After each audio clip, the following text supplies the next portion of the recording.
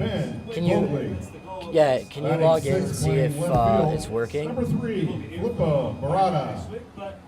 Batting 7th, playing right field. Number 16, Carter Bleakney. It says that. Can you hear us good or no? Batting 9th and shortstop, number 2, Parker. All right, yeah, hang up. Let me know. Thank you. And in the 10th position, your starting pitcher. It says we're live and he sees this, so I don't think we need that necessarily. Make sure we're muted. Could be that. No, not that. Whoa. Well, now.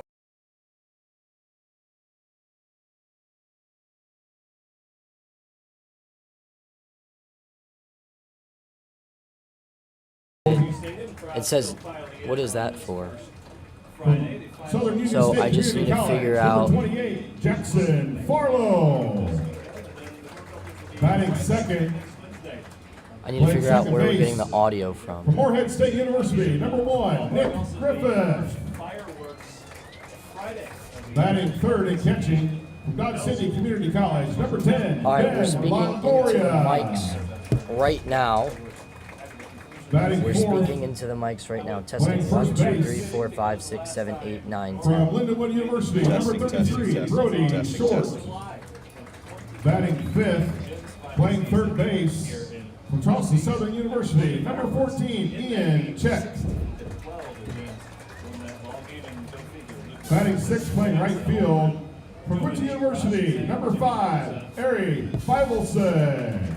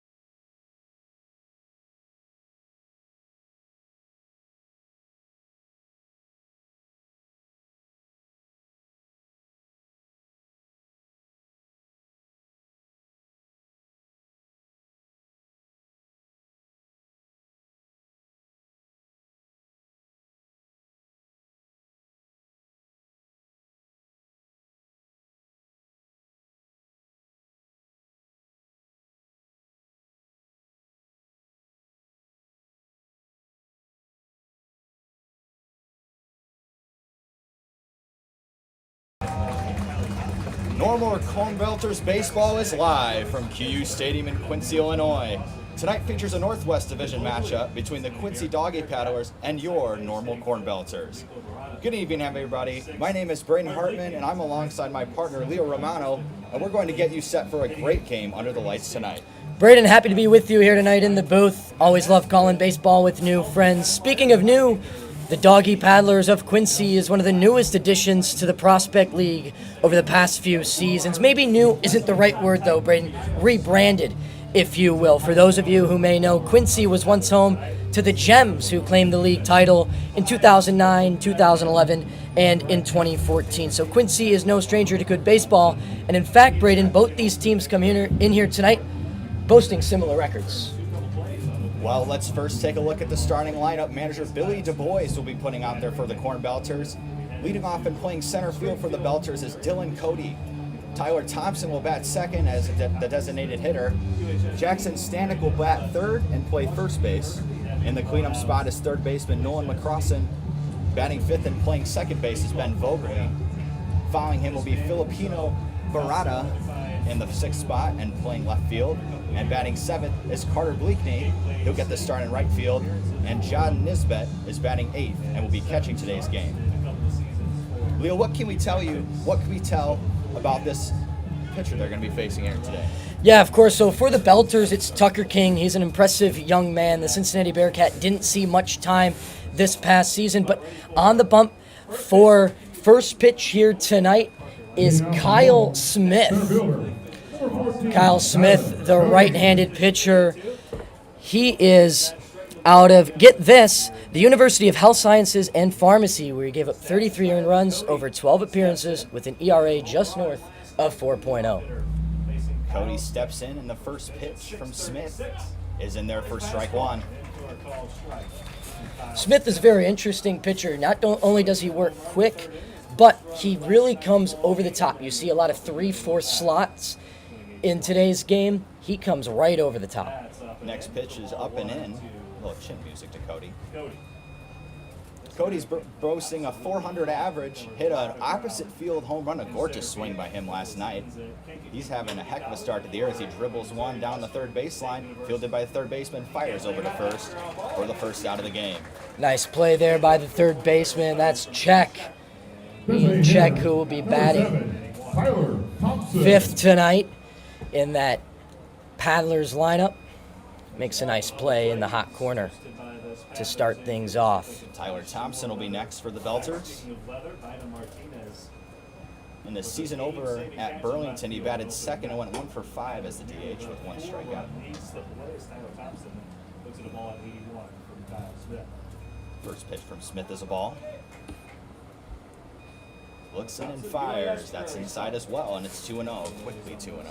Tyler Thompson, one of the many Kankakee Community College Cavaliers on this team. Started his collegiate career there, played some time at Lindenwood, now calls the University of Illinois Springfield his home. Another hot shot down the third baseline, fielded cleanly, and fires over to first, and quickly 2 down.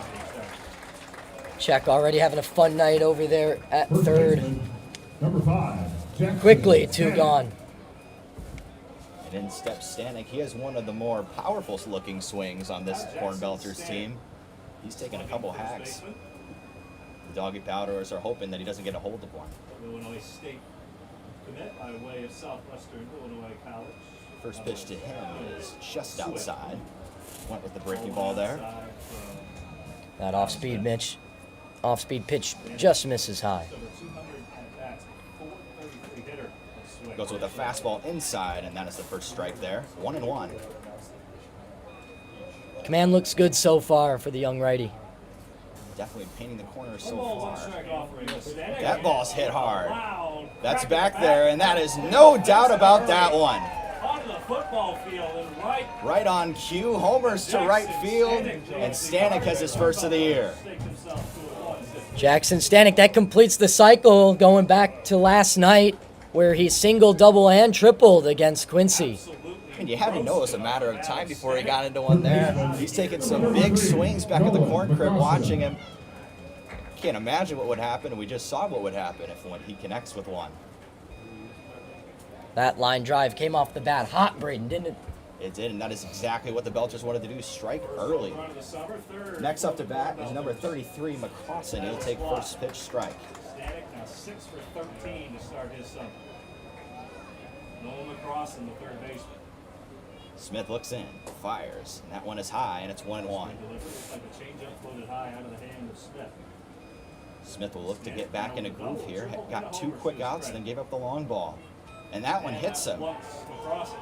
Maybe visibly shaken from that first pitch. Like a promising Homer from Stanek, and the Cornbelters now have Second a baseman, runner on first. Number 4, Ben Vogley. Crossan doesn't even try to get out of the way of that one. It was an off speed. Wasn't going to hurt that much anyway, right, Leo? No, not at all. Now stepping in is Ben Vogley. Top 5 shortstop. He's playing second base today. Class of 2025 coming out of Ross High School. Fouls one off to the backstop. Speaking of Doggy paddlers sporting their white uniforms with brown letters and as we speak, kind of powder blue caps, if you will. And the Cornbelters are in their greens with the yellow letters. fun day on the Division One side. And Next pitch is another foul ball. That will end up onto the street. Leo, looking at these Cornbelters jerseys, what would you say is your favorite jersey that you've seen so far? Love the white on white. I think Maybe that's it's because they're always 2-0 in those. Yeah, yeah. Are you a little superstitious, Leo? Nah, just a little stitious. Bounce off the middle of the bat, and the shortstop will carry on over and make the catch. That's the end of the first. Paddlers will be up to bat near in the next half inning. Your score 1-0, courtesy of a blast from Stanek. We'll be back after this.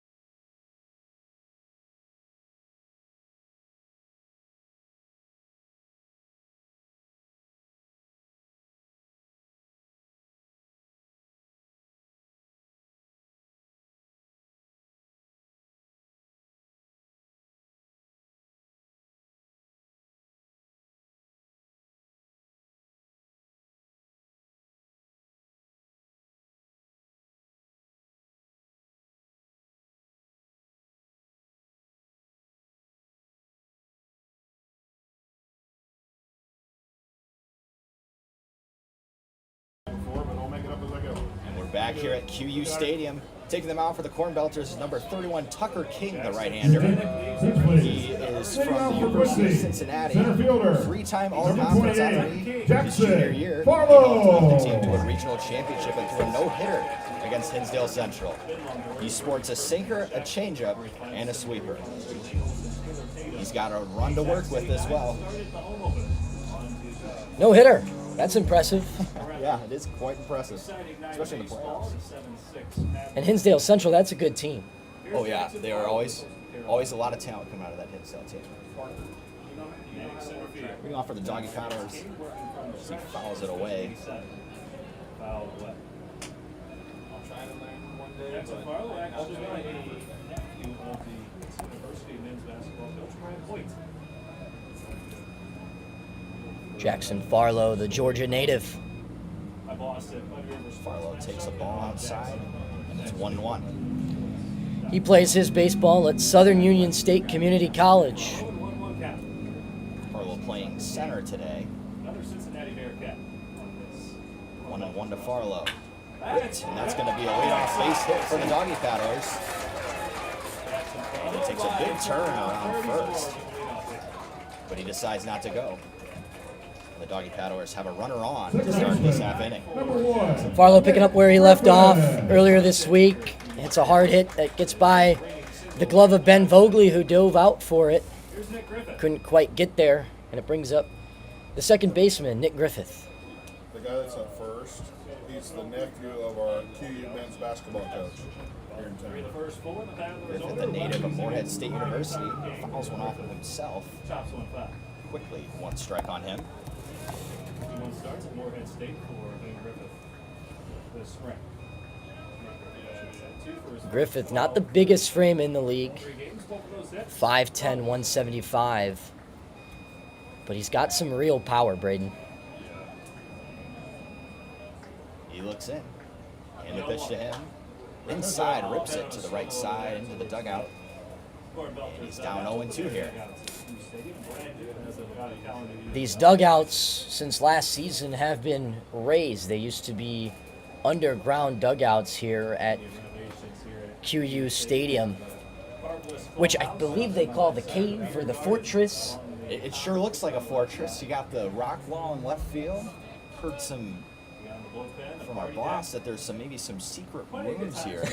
We'll have to go look after the game to see if we can find those secret rooms, as that's a strike right in there, and that's strike 3, his first strikeout of the day. Catcher, number 10. Griffith just looked at that fastball right down central, rings him up, doesn't even contest it. No swing, no problem for King, who puts one away. Settling back in after the leadoff base hit. Let's see if we can get a ground ball, get a double play here. Next up is Longoria, the catcher. Pick off to first, not quite close. Just 3 hits as a club. Do it again here. 2 of those belong to Quincy University Hawks. Gorgeous night here in Quincy. Wind was blowing right to left at the beginning, but it's kind of calmed down a little bit as the night has gone on. I have to wonder if that would have maybe kept that ball that Stanek hit out, maybe made it a little bit more of a play in right field. Oh, okay. Sorry.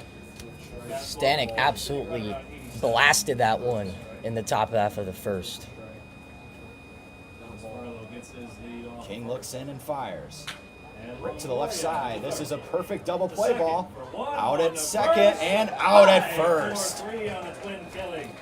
How about that little 5-4-3 double play? Beautiful double play from the Cornbelters. They get out of it after the leadoff base hit. We'll go to the second. Cornbelters 1, Paddlers nothing. You're listening to the official YouTube home of the Cornbelters.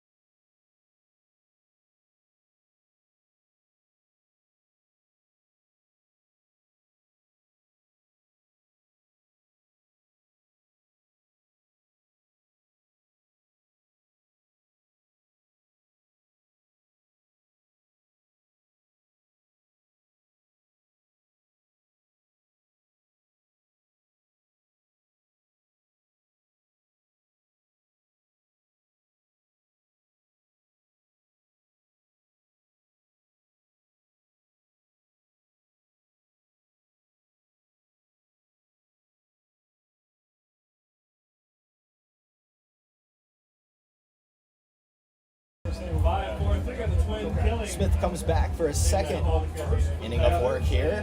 He's a native of Warsaw, Illinois. Stands 6'2", 205. Flippo Barada. Racing 6, 7, 8 in the Cornbelters order. Barada, Leaking, and Stepping in is Barada, the left fielder. Nico Barada. First pitch is outside, a fastball, and it's 1-0. 78 on the gun. Played a couple games in the first three for the Cornbelters. Smith looks in, throws another one in the dirt, and it is Walked once and has been hit 2-0. by one pitch. The Cornbelters have been hit by 3 pitches. Maybe he'll get a fastball here and jump on one here. Smith deals. Ground ball to the shortstop. Running throw across, a nice little play by that shortstop. And that is the first out of the inning. Olsen's glove works as well. A lot of ground balls early here Carter Whitney. for Smith, the starter Second chance for of the Blakeney. Doggy Paddlers. Carter Blakeney steps in for his first at bat of the day. Takes a look at his bat, digs in, and here we go. Pitch from Smith is in there, a breaking ball in there for strike one. strike one for Kyle Smith. Blakeney wasn't in the lineup yesterday, but From Champaign. played very well. The middle, this is going to be a tough play for the shortstop. He gets it with one hand, fires it over. 2 down. 2 nice plays. Make that 4 ground ball outs for Kyle Smith. He's getting a lot of ground balls so far in this game. All over again. Retired the first 2. Kyle Smith looks comfortable so far. John. Braden, Kyle Smith, we said it at the top of the broadcast. He went to the University of Health Sciences and Pharmacy. Can you guess what their mascot is? What their mascot is. Yeah, I don't think you'll be able to get one as that one I would is fouled out of play. I mean, if we're going with the sciences and pharmacy thing here, I would assume it'd be something health related. Maybe that's maybe that's obvious, but No, I'd love to it hear sure it. is. Rich foul on the right side, quickly down 0-2. It's the University of Health Sciences and Pharmacy eutectics. I think I'm saying that right. Eutectics. A eutectic system is a homogeneous mixture of 2 or more substances that melts or freezes at a single, sharply defined temperature. Check swing, and they called him on the swing. First strikeout. Quite sure if that should have been on the swing, but I think it was a strike anyway. And that'll be a strikeout for Smith. Quick inning. Within 1.5. We're through that inning, and we will be back here in a moment. No runs.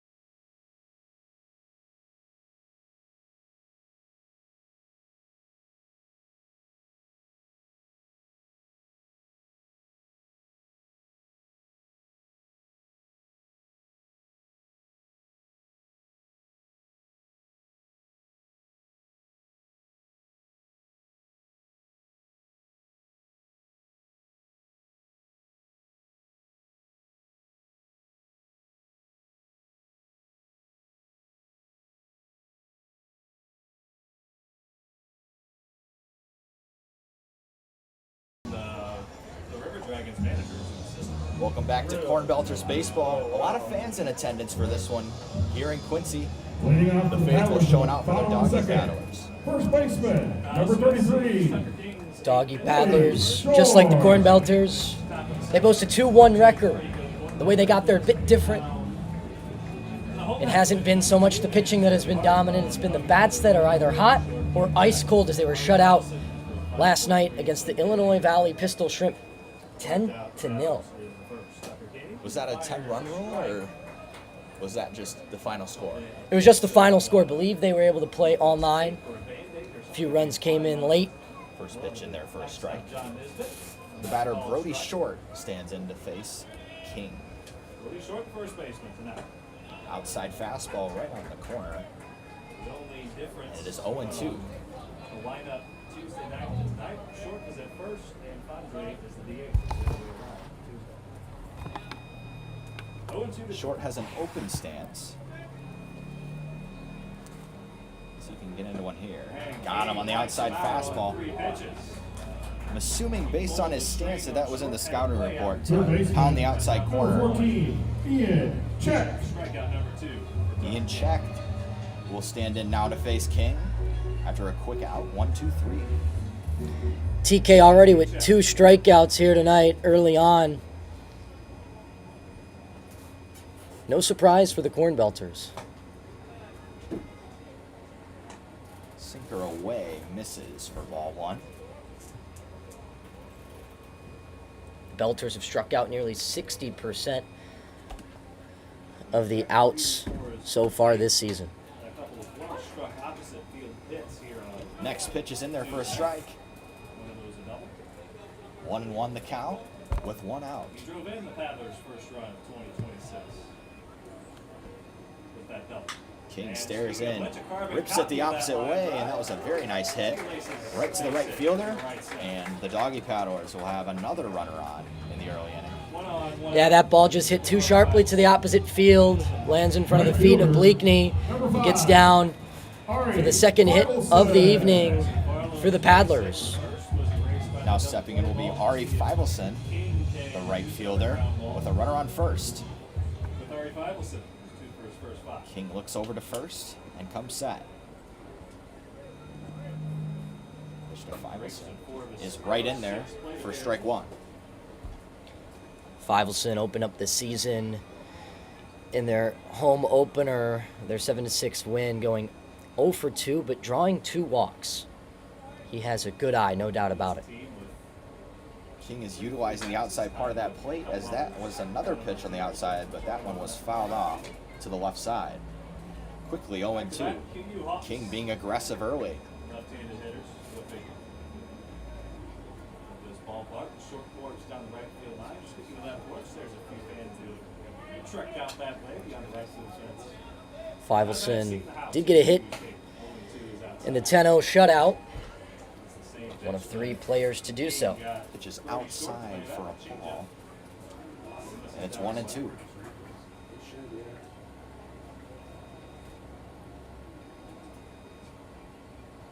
One and 2. Will we see the runner in motion? Look for an off-speed pitch. Goes with it, and it hits him. So it's going to be first and second here with 1 out.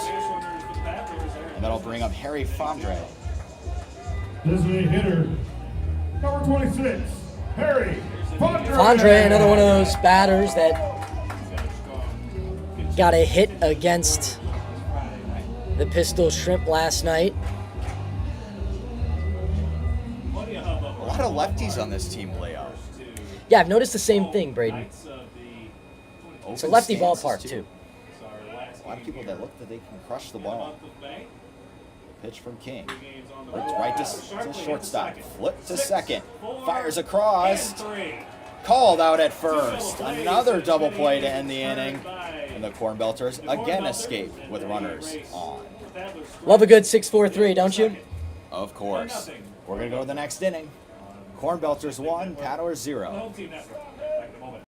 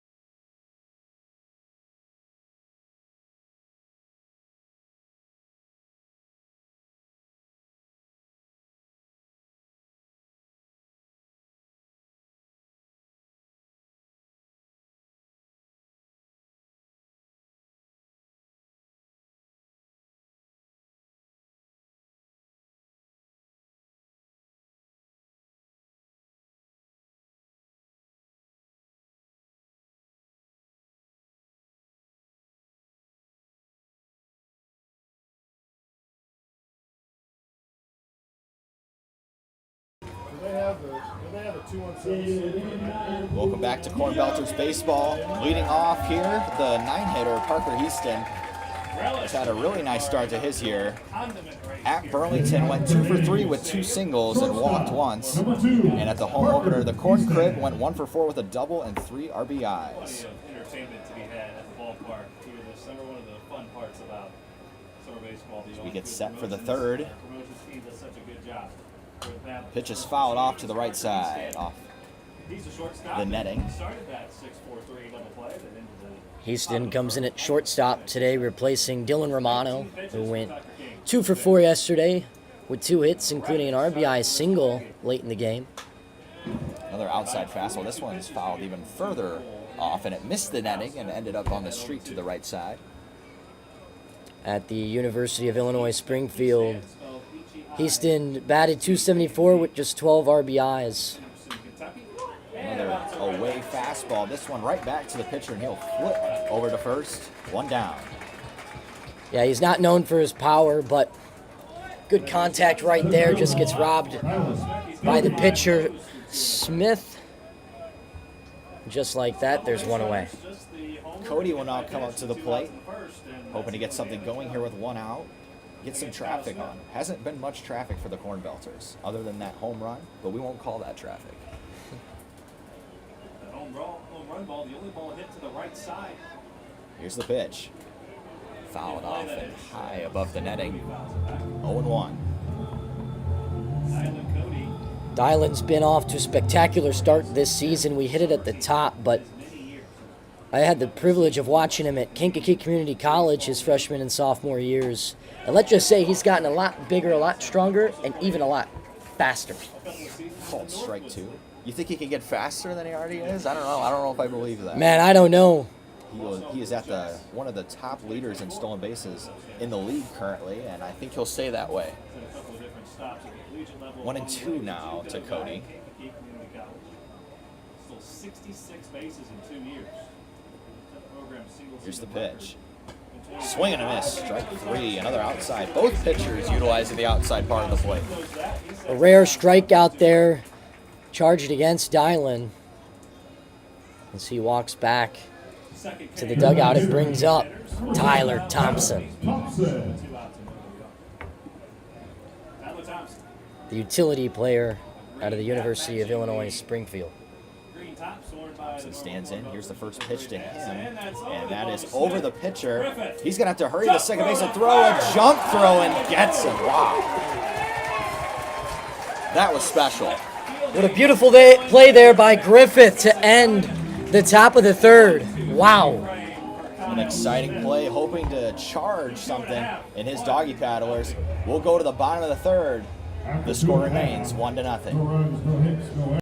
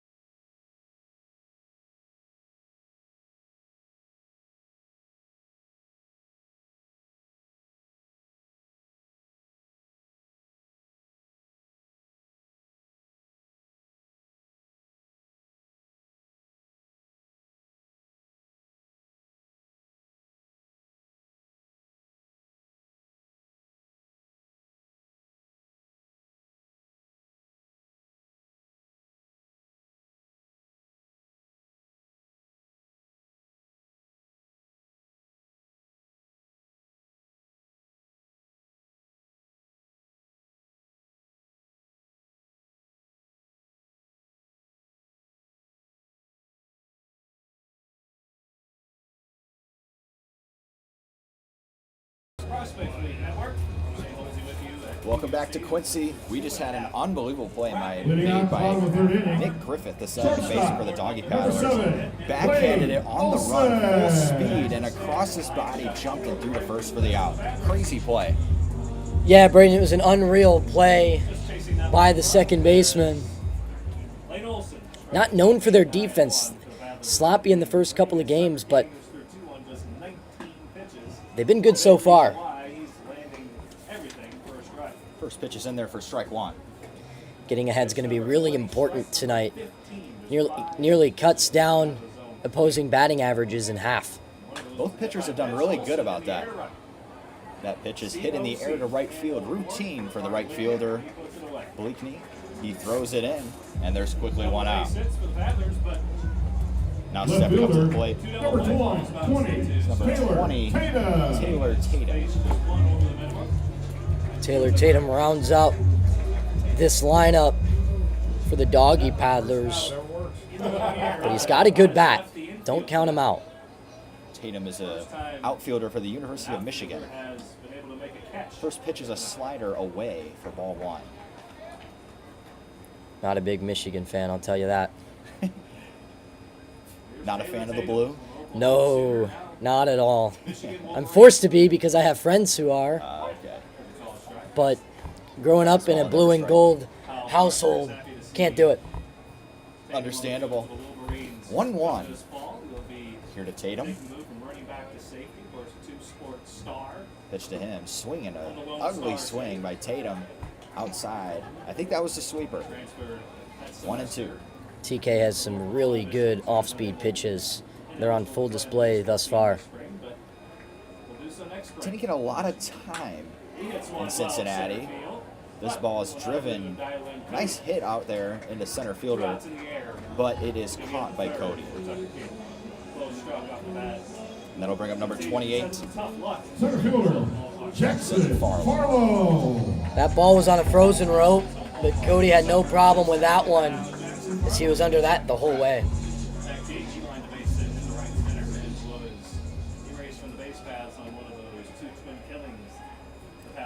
Stepping up, here's the look in from King. He fires. First pitch in for their first strike. Strike number 20 on pitch number 26 for King. 2 2/3. One time through the order on just 25. Both defenses looking very solid early on.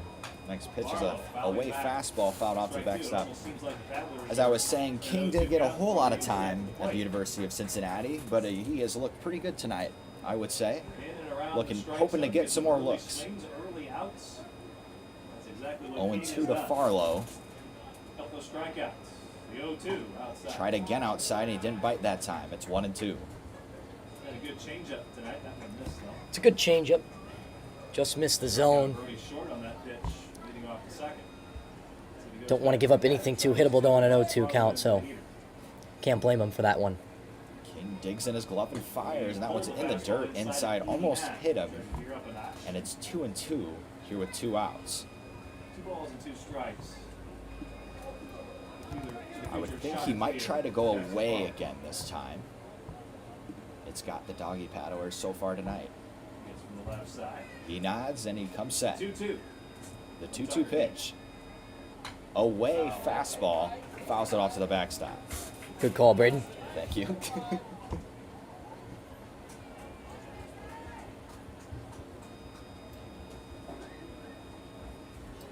We'll see what he'll do here. He's got options. Clouds have rolled in throughout the day, but the picture perfect night for baseball. Come set. Here we 2 go. balls, 2 strikes. Swing and a miss. Went with the heat, and he got him. Strike 3, and King walks off the mound with no runs given up. Third of the way done. We'll go to the 4th. The score remains 1-0 Cornbelters.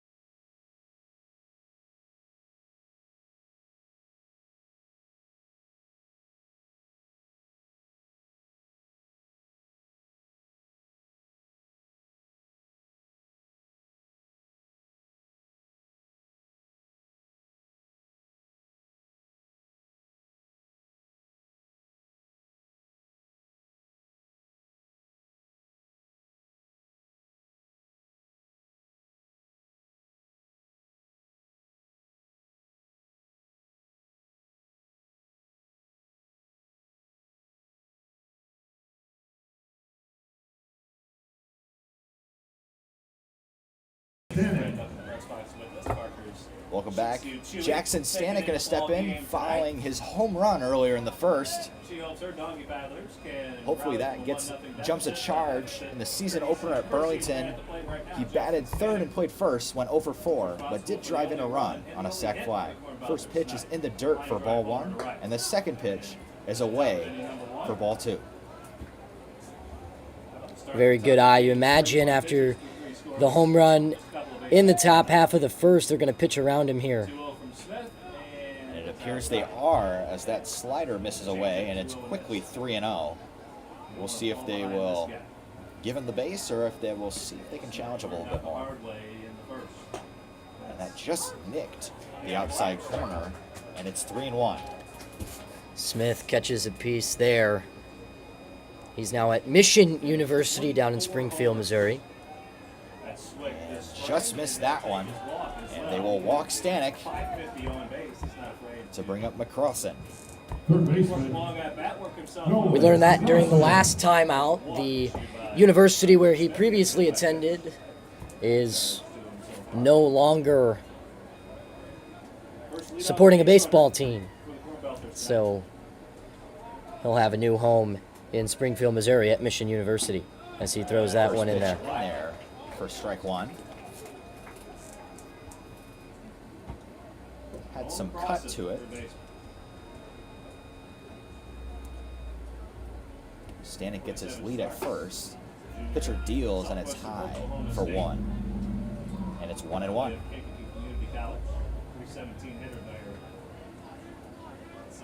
Both teams combined for only 3 hits so far today. And that one's belted into left field. It's going to get over his head and off the wall. Rounding second is Stanek. We're going to see if they're going to bring him. They will not. They're going to hold him. And it is a stand-up double for McCrossan. Really got into that one. McCrossan picking up right where he left off in the home opener. He was 2 for 5 with 2 singles. Last night played a really solid game. Second baseman. Ben. And he keeps the rally moving here in the fourth. And I was just going to comment on how quiet it was, and then he blasted one. That's kind of what happened with the home run. Maybe I just need to put some doubt out in the air, and maybe that's what it will take. Yeah, keep mentioning it, dude. I love it. Pitch skied very high in the infield. The shortstop makes the catch. And that retires vocally. Left fielder. Filippo Murata.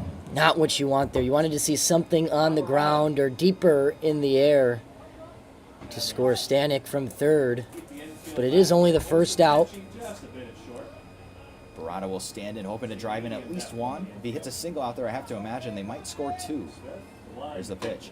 Down to the right side. Textbook. Picked up by the second baseman throw. Man, he's making a lot of great plays tonight. But the Cornbelters do score, and that makes it 2-0. Everybody did their job on that play. Sure did. If it wasn't for Griffith sliding over in between the gap between the first baseman and himself, it could be 3-0 already. Instead, he gets a much-needed out, and the damage is only 1. So it's 2-0 now, Cornbelters, with 2 away in the top of the fourth. It'll bring up Bleakney, playing right field tonight. Hoping to get 1 more, and he drives on right field. Will it stay fair? It will! That'll score another one. He's going to try for 2.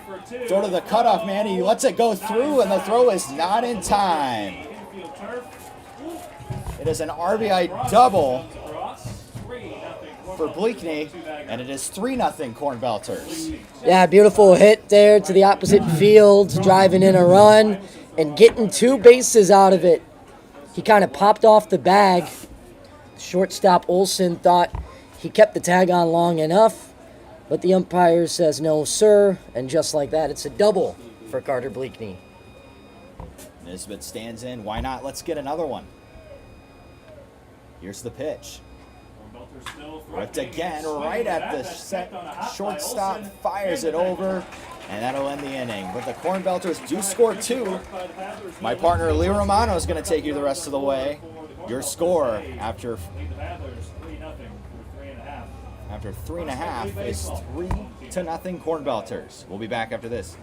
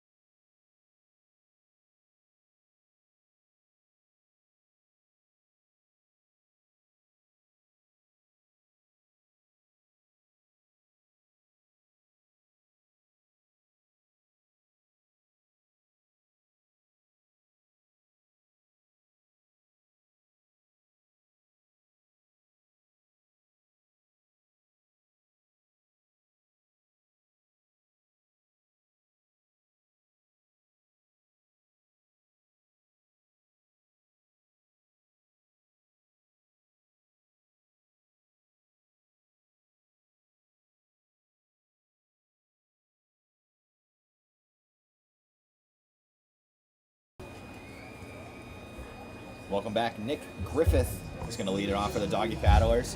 Tucker King has a little more room to work with here as the Cornbelters scored 2 runs in that last half inning. Leading out the bottom of the fourth, second baseman. And here we go at the bottom of the fourth. You figured it would be a slow start for Normal, considering the 3-hour bus ride down here, but no problem. That ball is absolutely crushed into right field, but it is going to stay in the yard off the wall. Cody comes and grabs it, comes up firing, and a great throw to hold him at second, and it's a double for Nick Griffith. That one was smoked into the right center gap. Neither Bleakney nor Cody had a chance. Could have maybe held him to one bag, despite how far it was hit, but Cody kind of slips up there in center field on the warning track. Regardless, it's a double to lead off the inning for the Paddlers. Off the bat, I thought it would get out, but it must just not have quite enough carry. Thought so too. Wind just held it in. Longoria stands in, hoping to score the first run for the Paddlers. King looks over to second and fires away for ball 1. The lights have came on here in Quincy. Haven't taken full effect yet. King's been good here early on. Already gotten out of a jam himself.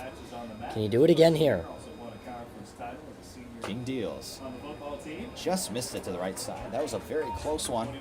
And it's 2-0 to Longoria.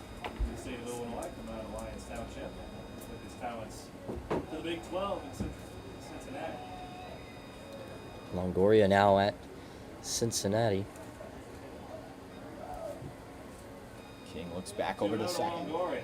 Looks twice. Fires home. And that is 3-0. As you mentioned earlier in the game, the Quincy Doggy Powders are kind of a new thing. Formerly the Quincy Gems underwent a few changes, but you can tell they really love baseball here in Quincy. A lot of people here tonight.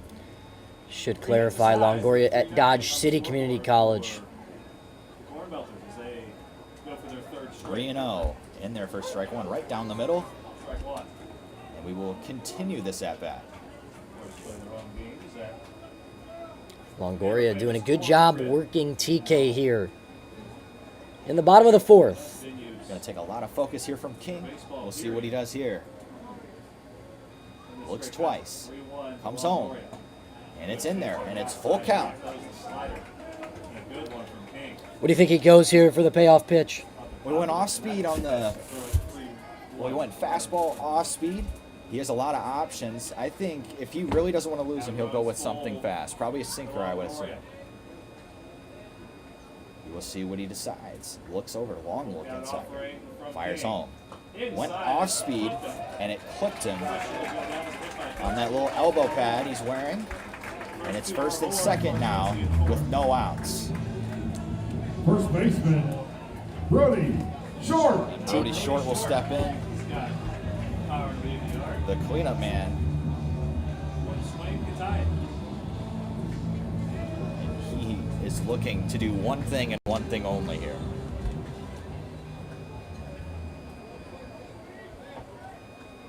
King takes a long look in, finally nods. He's got his pitch. Pitch is low for ball one. One thing he doesn't want to do is get behind here with runners on first and second and no outs to a hitter like Short.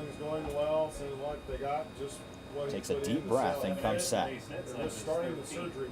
Very important at bat here for both sides. Away fastball, and the umpire says he went 1-1. Comes back with a fastball for a strike. That's huge for the Cornbelters. Don't want to go down 2-0 with 2 runners on and nobody away. Standing on deck circle is Ian Check.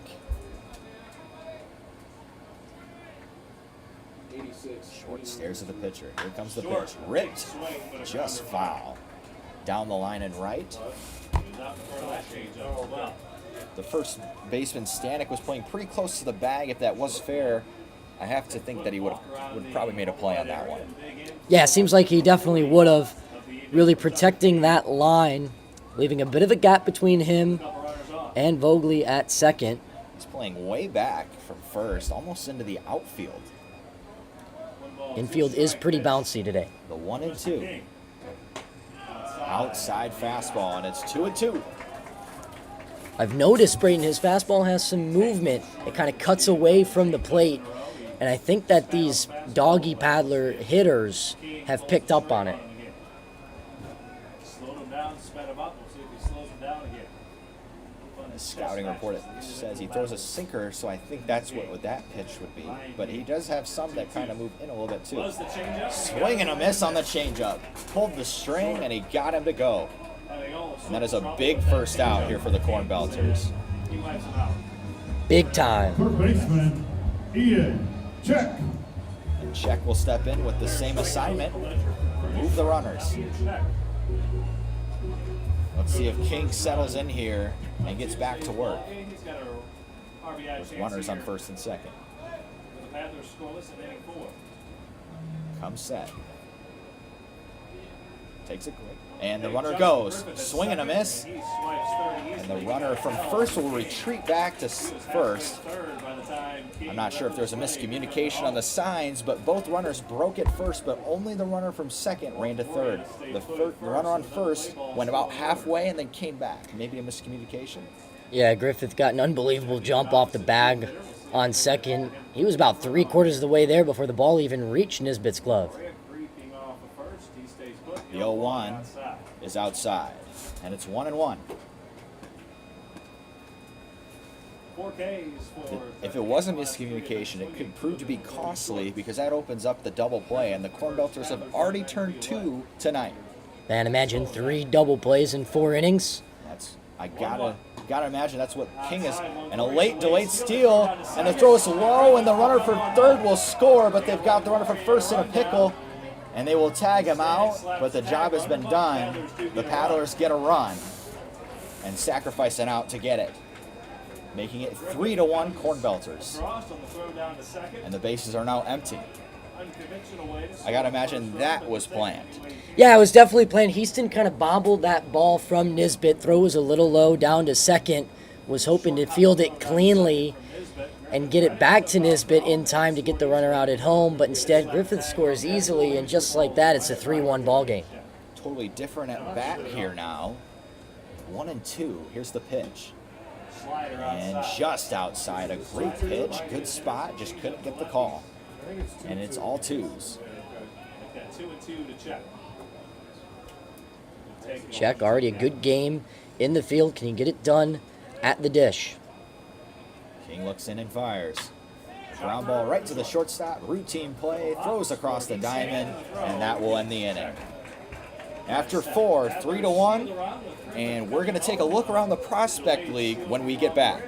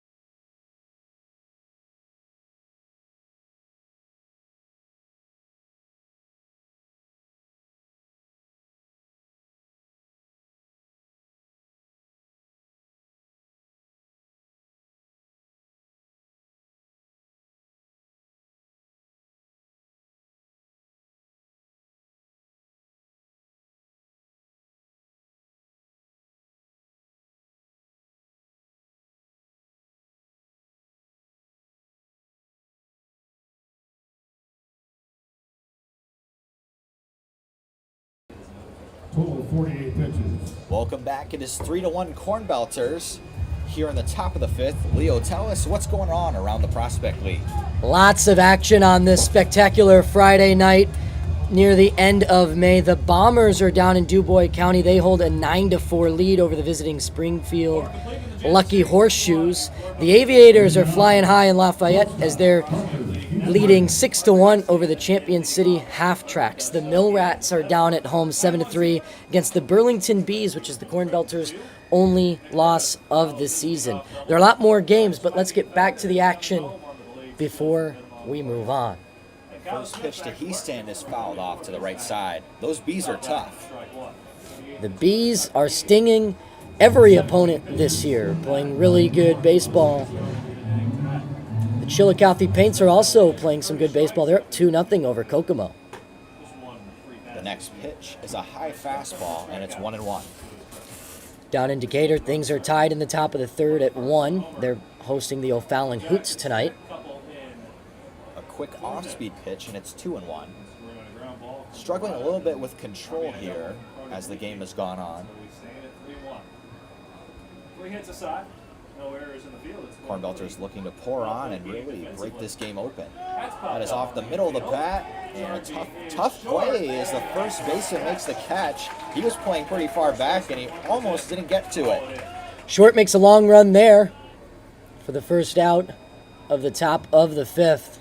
Center fielder, Tyler Cody. In the bottom of the 2nd, Danville Dan's already up on the Terre Haute Rex 5-2. The defending champs, Cape Catfish and the Thrillbillies are just getting things underway. They're knotted at zeros. Couple of balls hard tonight. The Cornbelters, I believe, are in a 3-way tie for first in the division with the Illinois Valley Pistol Shrimp.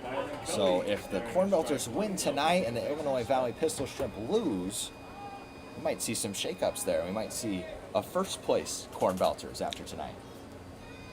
Speaking of the Pistol Shrimp, they're knotted at 2 down in Illinois Valley. They're hosting the Clinton Lumber Kings, who are off to a surprisingly slow start this year, one of the preseason favorites. They're usually pretty big powerhouses, but they have started off quite slow, having some really bad losses. That pitch is fouled off to the right side, and it is 1-2 to Cody, who's one of the better 2-strike hitters on the team. To round out the scoreboard around the league, the Dragons and the Rockabillies are tied. Strike 3 on the outside fastball. That's got him a little bit tonight. Let's see if he can adjust in his next at bat. Tyler Thompson. And that'll bring up Tyler Thompson, the designated hitter. Albeit those 3 runs, a really good outing. TT steps in here with 2 away in the top of the 5th. Both teams have 3 hits, no errors, been a clean game, and the Belters lead 3-1. A lot of balls put in play and just can't really get it to break through, except for that last inning with the Cornbelters. Other than that, it's been relatively stuff that snuck through or just ground balls. A lot of ground balls in this one. First pitch is away for a ball. That's a little bit low. Next pitch is down low for ball 2. 2-0 to Thompson. Hitters count here, Braden. This pitch got a fastball, and that one's in there for a strike. I have to think he was looking for a fastball, but I don't think it was in the location that he wanted. So he gives it a look and decides to not go. 2-1 to Thompson. Here's the pitch. Ripped over to the second baseman. Flips it over to the right side, and that is the third out. We'll go to the bottom of the 5th. 3-1 Cornbelters when we come back.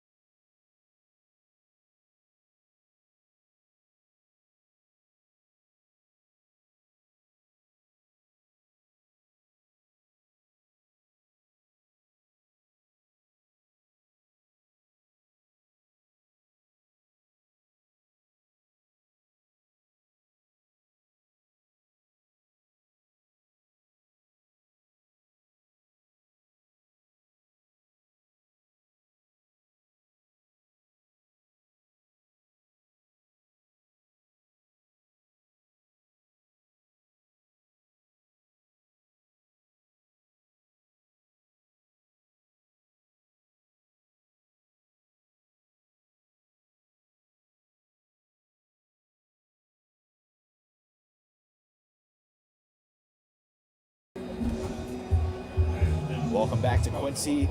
Tucker King's still on the mound for the Cornbelters, and he hasn't been on there for very long. This game has been flying by, just under an hour, and we're already to the bottom of the 5th. Braden, I was going to say the same thing. This has been a very quick game. Both pitchers have been very efficient and effective so far.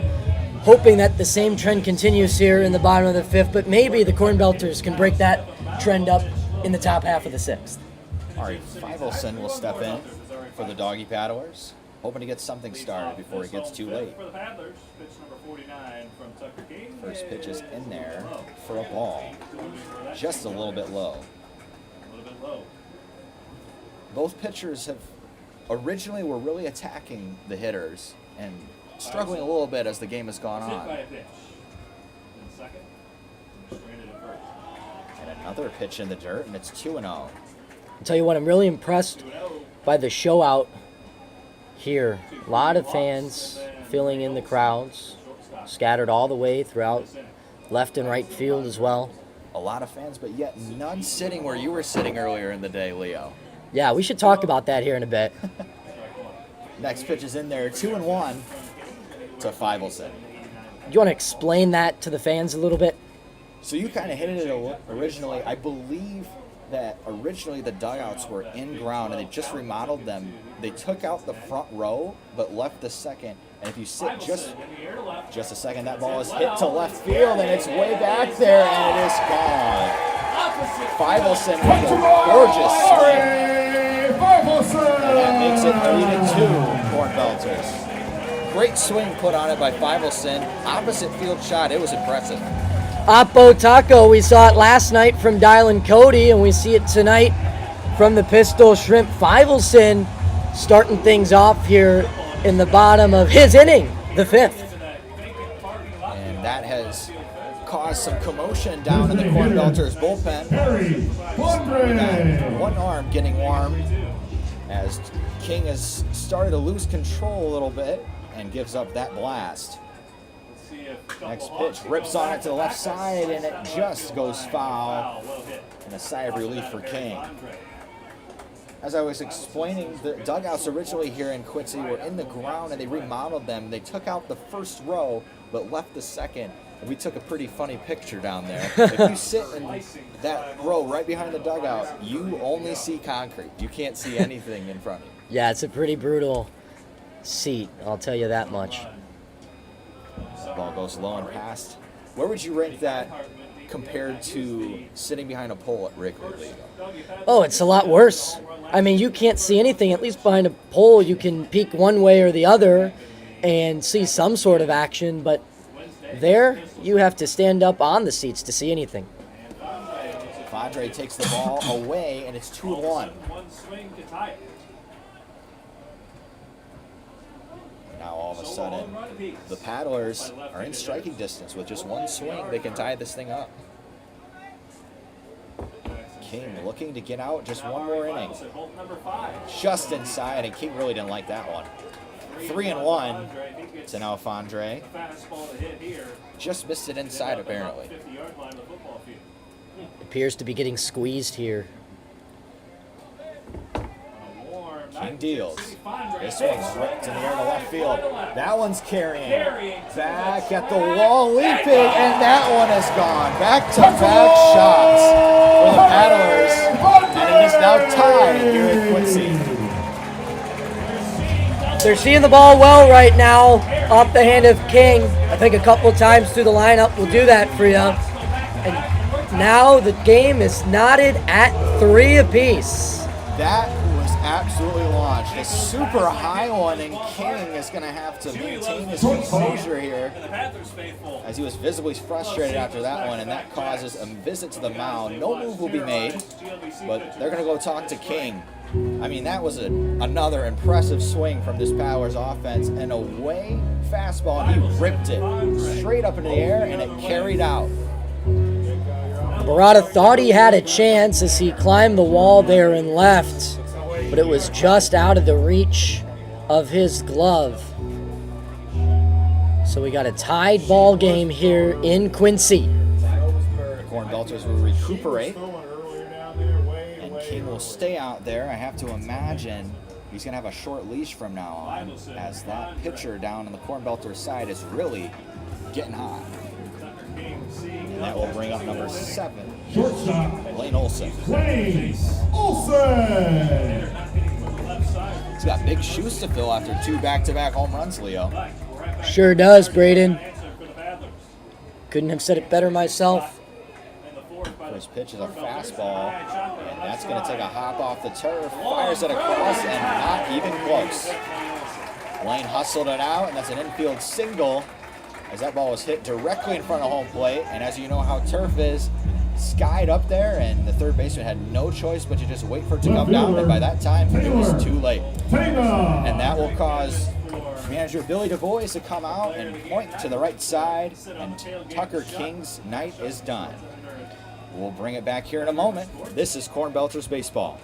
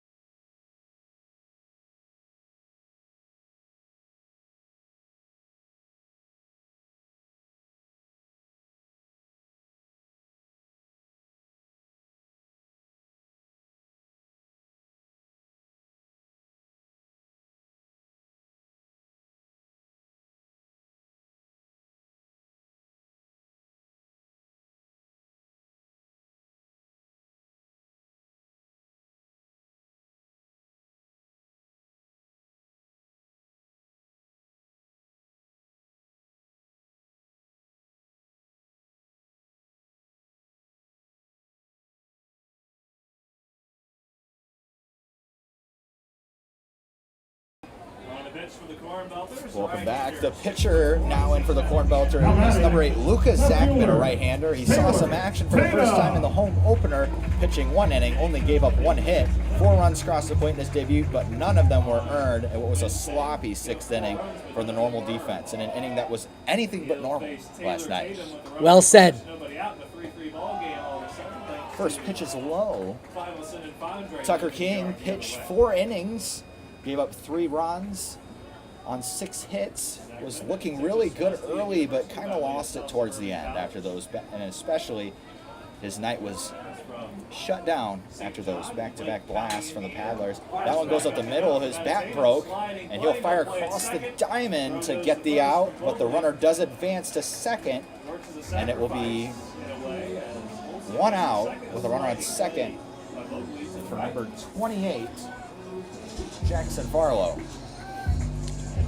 Really interesting decision there by Vogely. Probably the correct decision in letting the runner on first advance to second. You just hate to see it when he's so close to the bag, but he chose the better option of the two and fired out the runner at first.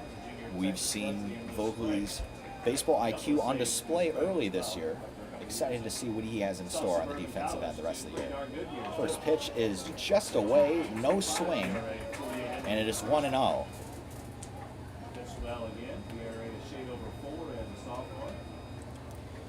We go back to the top of the order with Farlow, looking to drive in his buddy over there on second.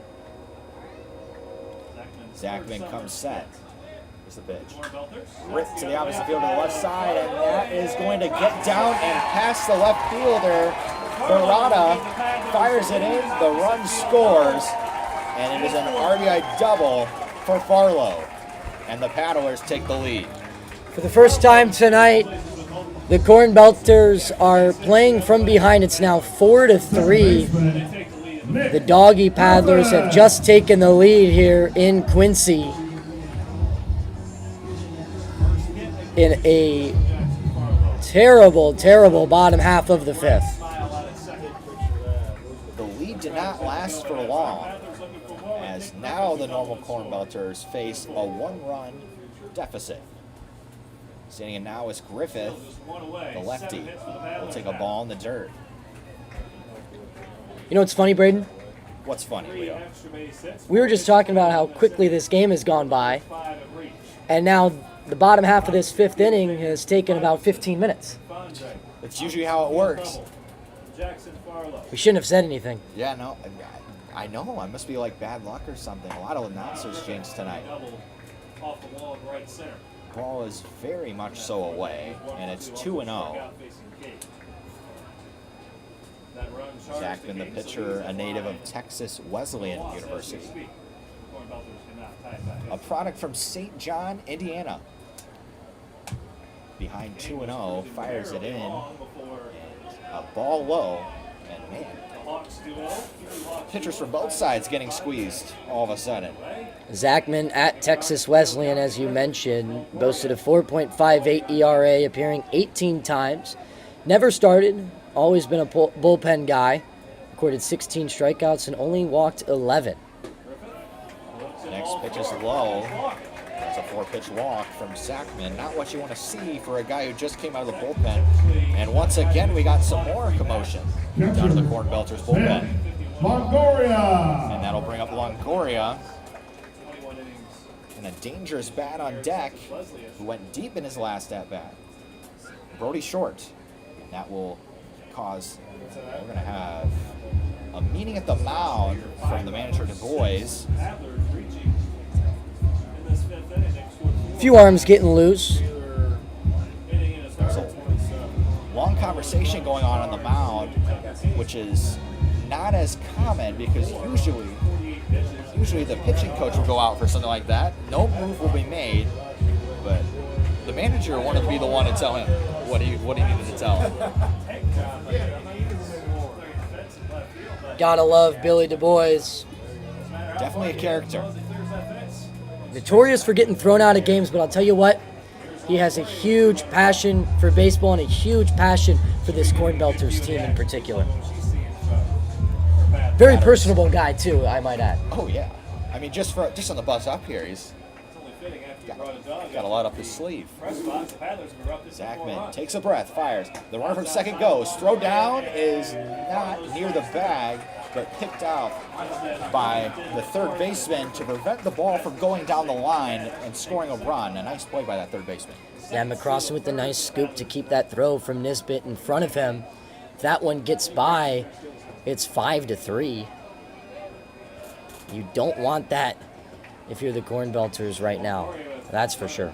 Occupying the corner bag. Using a little bit of his first base scooping ability. For sure. McCrossin played first Double last play night. opened up, but that ball is launched into center. So at least get a run home. Cody's under it. Cody retreating. The catch is made, and the throw goes to second wisely, but another run will come in for the Paddlers. And that is the fourth run of the inning, and it is now 5-3 Paddlers. Nice sac fly there from Quincy. First base. Cornbelters may have thought that the third left early, but the umpire calls safe, so the run will still count. 7 hits on the day for the Paddlers. Most of them came here in the last 2 innings. Meanwhile, your normal Cornbelters only have 3 hits of their own. That's got to get going in the top of the 6th. But first, we need a third out. Zachman, the righty, deals it in. Low and in the dirt. And it is 1-0. 2 outs. He just needs 1 more to go. Don't want to let them get too many more. 7 hits to the Paddlers' credit tonight. 3 for the Cornbelters. Cornbelters were in full control of this game in the early innings and then let it go the last 2 innings. Last night, shut out to the first 3. Tonight, they've erupted for 5 in the 4th. Zachman deals. High fastball. It is 2-0. A dangerous count to a hitter like Short. Paddlers doing their best to ensure it's dark by the time this game's over so we can get that fireworks show up and running. Gotta make a good pitch here if you're Zachman. Decides to try and pick off the runner at first, but it's not in time. Throw comes back to him, and he'll recuperate for this next pitch. First one. Several more to come on Sunday. If you're just joining us, Cornbelters are down 5-3. 3-0. Still no throwing being done in the Cornbelters bullpen. I gotta imagine somebody's got to start. Fivelson opened up this bottom half of the 5th with the home run. Fondre followed it up with one of his own and since then grabbed 2 more. And that is a 4-pitch walk to Short. And that'll bring in Ian Check. The Doggy Paddlers have officially batted around the lineup here in the bottom half of the 5th. Check.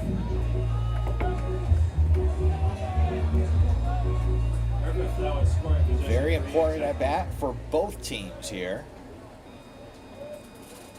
Zachman shakes him once, shakes him twice, and now has his sign. Here's the pitch. Strike in there. Nice to see after the 4-pitch walk. Get ahead. Check at Charleston Southern by way of Wabash Valley. Perennial national contender at the JUCO level. Zachman again takes his time getting a sign, and now he's got it again. Products coming out of that program. The pitch is just a little high, and it is 1-1. That looked good to me. Awfully close. Northwoods lead. The Rockford Ribbons last summer did check. Doesn't matter what I think, though. For 28. 1-1 to Check. Good start to the summer for him. He's 4 for his first 10. Zachman It's the other way. Foul. deals, and it's ripped to the right side and out of play near the kid zone. A bunch of little kids will go and try to find that ball. High school product. Souvenir for a young fan. That's why we play the game. 1-2 here. Very important pitch here for Zachman. Junior season at Charleston Southern. Defense better be ready. He's got his sign. Comes set. South Conference. Looks in. Fires. Another foul ball, and we'll do it again. He had a freaking guide wire for all the wire, power wires over there that mount straight down. Gardner Webb. Like, how the heck do you do that? Winthrop. Yeah, right just by the pole over there. Get the wire going down. Really good at bat here from Jack. That's crazy. 1 and 2. See what he can do.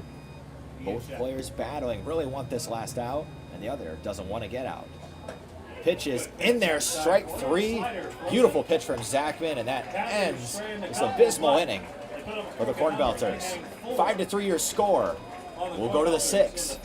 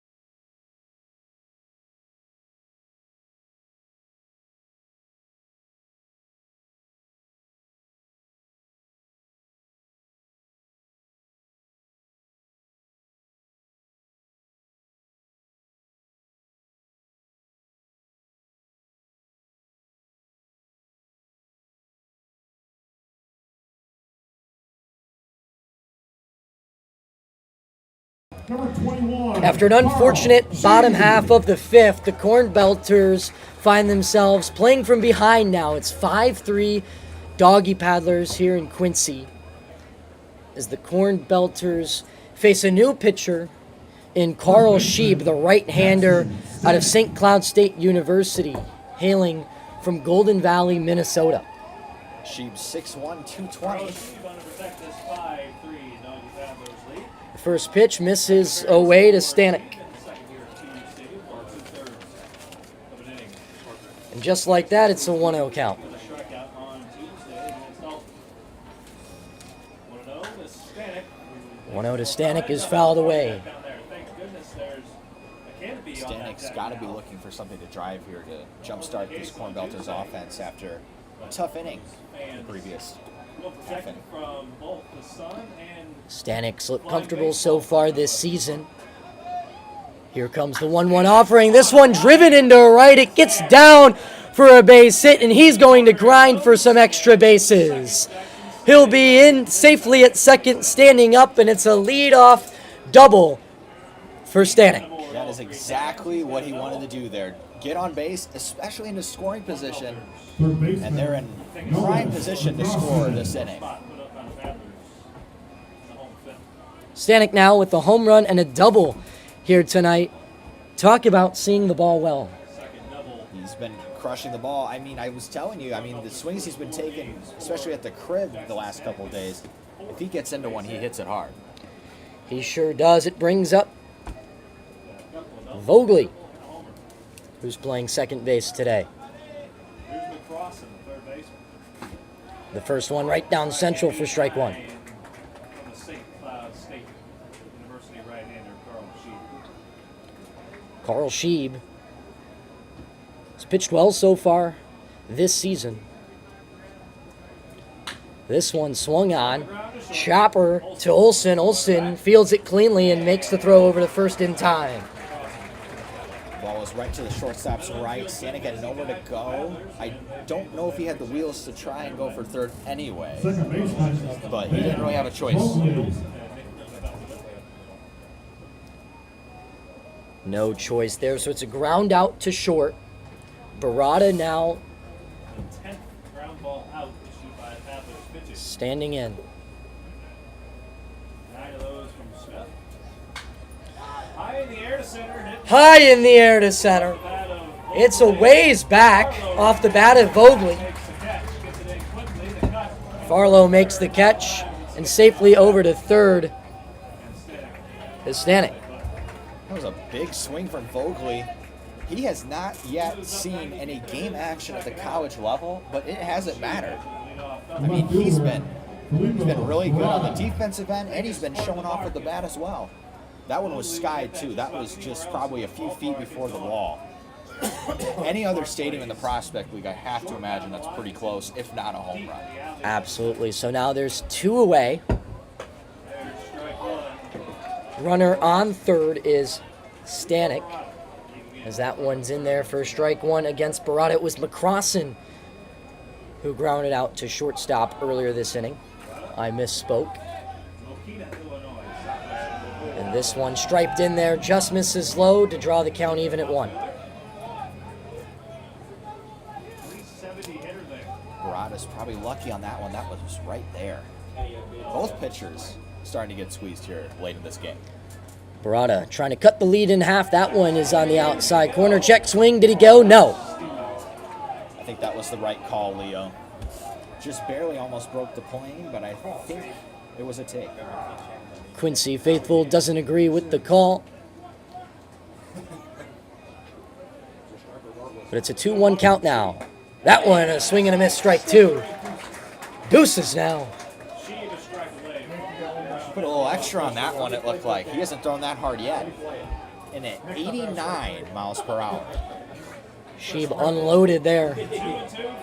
Here comes the 2-2 from Shreve. That one swung on, fouled. We'll do it again. I mean, you had to know he was going to come back. 89 again, outside corner, filthy. One of the hardest pitches to hit. And he was ready, a little more ready for it that time than he was the previous. Barada wastes no time, steps back in. Here comes the second 2-2 pitch. That one swung on, strike 3. A check swing high in the zone. Gets Barada to bite. And through the top half of the 6th, Paddlers still lead 5-3 over your normal Cornbelters.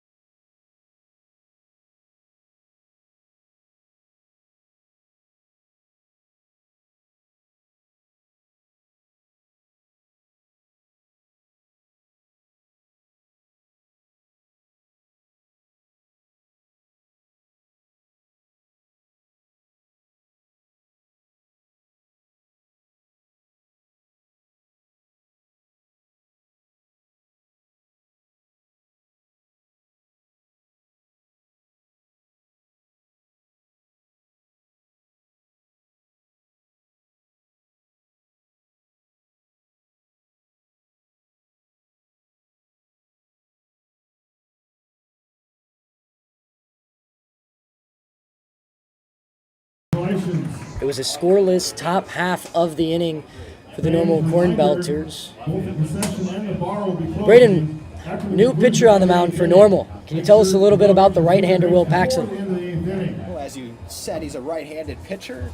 Hometown kid from Bloomington, Illinois. Attends Oakland University. Tall and lengthy with 6'3", 200 listed on his sheet. The Bloomington native making his first appearance this season for the Cornbelters. A hometown hero, some might call him, should he pitch well. Paxton has a daunting task of not allowing another run. Don't want to give them too much more room. Got to keep this within close, especially in the later innings. Second Cornbelter ran to the ball to the bullpen. Due up for Leading the off, right fielder, Doggy Paddlers here in the bottom of the sixth. Fivelson. It's Ari Fivelson. He opened up last inning with a bomb, a little Apo Taco. Let's see if he can't do it again. Home runs tonight have all been Oppo, except for that drive from Stanek. Impressive shots. The delivery from Paxson. Catches a piece of his own for strike one.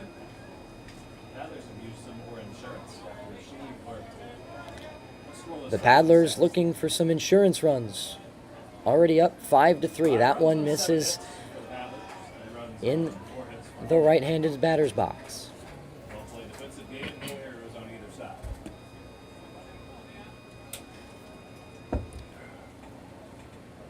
Fivelson.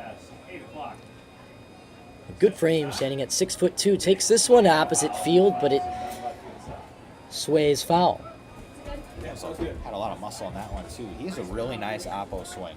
That's probably what this Doggy Paddlers offense is going to have a heyday, because a lot of the people in this league, at least from what we've seen so far, have struggled to hit the outside pitches. This team thrives at hitting the outside pitches, and that is something that can take you to the top. No doubt about it. With a 1-2 count, he chokes up, chops this one over to the first baseman.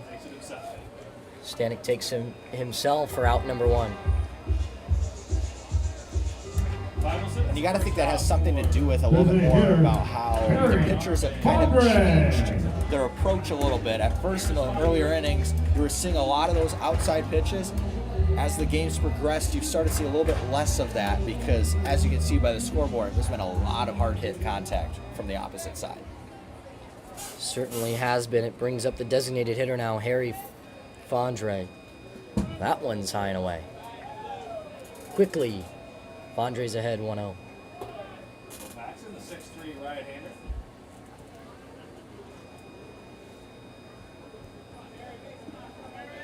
Placing Fondre with one out. Harry Fondre out of Quincy University chops this one off of his front foot to draw the count even at 1. Fouled that one off of his either shin or calf. I couldn't tell from here, but he'll walk that off for a second. One away here in the bottom of the sixth. Cornbelters trail the Paddlers 5-3. The windup and the pitch from Paxson. That one again misses outside. Counts now 2-1.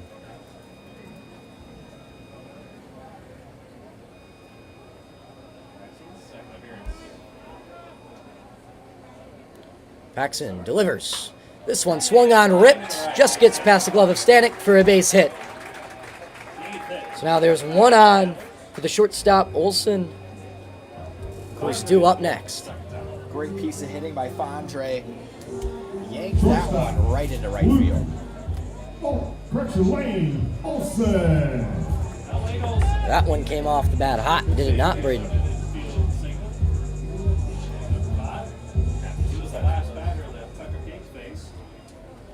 I don't believe Fondre would be a threat to steal here, but I have been surprised already tonight. We sure have. That one catches a piece of the outside corner for strike one. We had on Tuesday. That's right. We had a wide zone and a wide zone tonight. Here comes the 0-1 pitch. Check swing. Did he go? He did. Quincy Faithful disagrees with the call. Can understand that one was pretty close, actually, so that was pretty give or take there. And they didn't get a call last inning for that. Shortstop ahead 0-2. Fouls this one away. We'll do it again. And believe it or not, the runner for first did break. I've been wrong a lot tonight, Leo. I've been wrong a lot tonight. It's helped us a couple times, me being wrong, though. It did.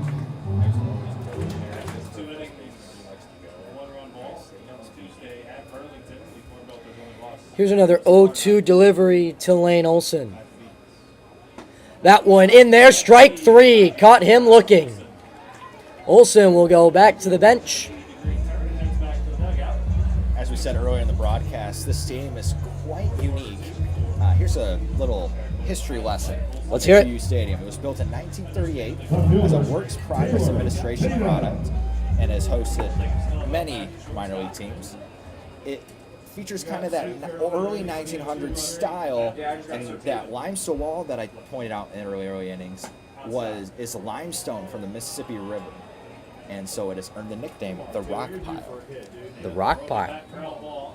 The more you know. The more you know. Love that. Come on. Hit a gap, dude. Paxton's first pitch missed the zone. Counts 1-0 now to Tatum, who's in the 9-hole. That one catches a piece of the zone. It's 1-1. Call, Taylor. Lone Star High School. Face down to Yeah. Yeah, what you said. act like this is Jamie. We saw the runner at first go earlier in this inning. Gotta think they want someone in scoring position here. I bet he's a threat to go a little bit more than he was when he went the first time. Absolutely is. The count's now 1-2 to the right-hander. Paxton better be careful and give him a couple more looks. Hasn't been looking a whole lot over there. Now he does. This one swung on. Diving play made. And in time, Vogley makes a great play to end the bottom half of the 6th. So after 6, Doggy Paddlers still lead by 2. It's 5-3 here in Quincy after 6. We'll be back for the top of the 7th here in a moment.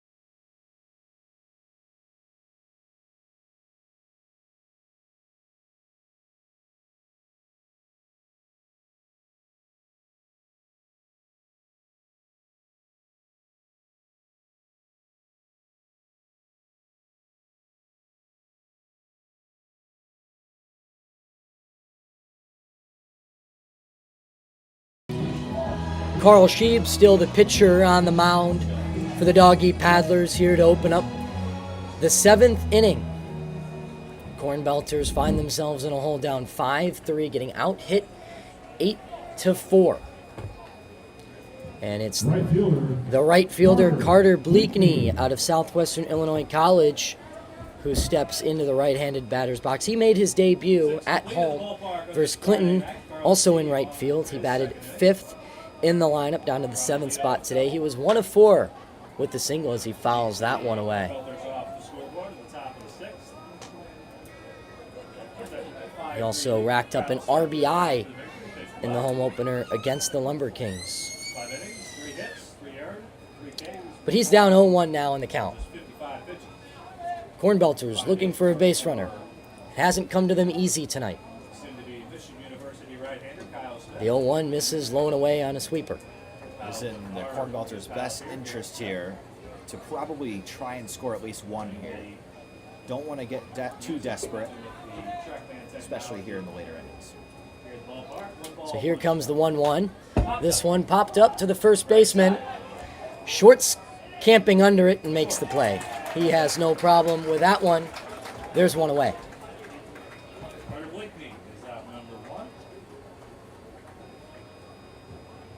Catcher, John Newsted. Fourth infield pop out. Cornbelters tonight. Infield pop out number 4 on the evening.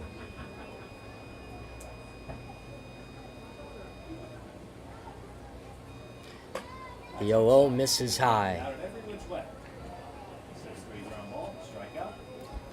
Fly ball to center, now it is Nisbet, the batter now.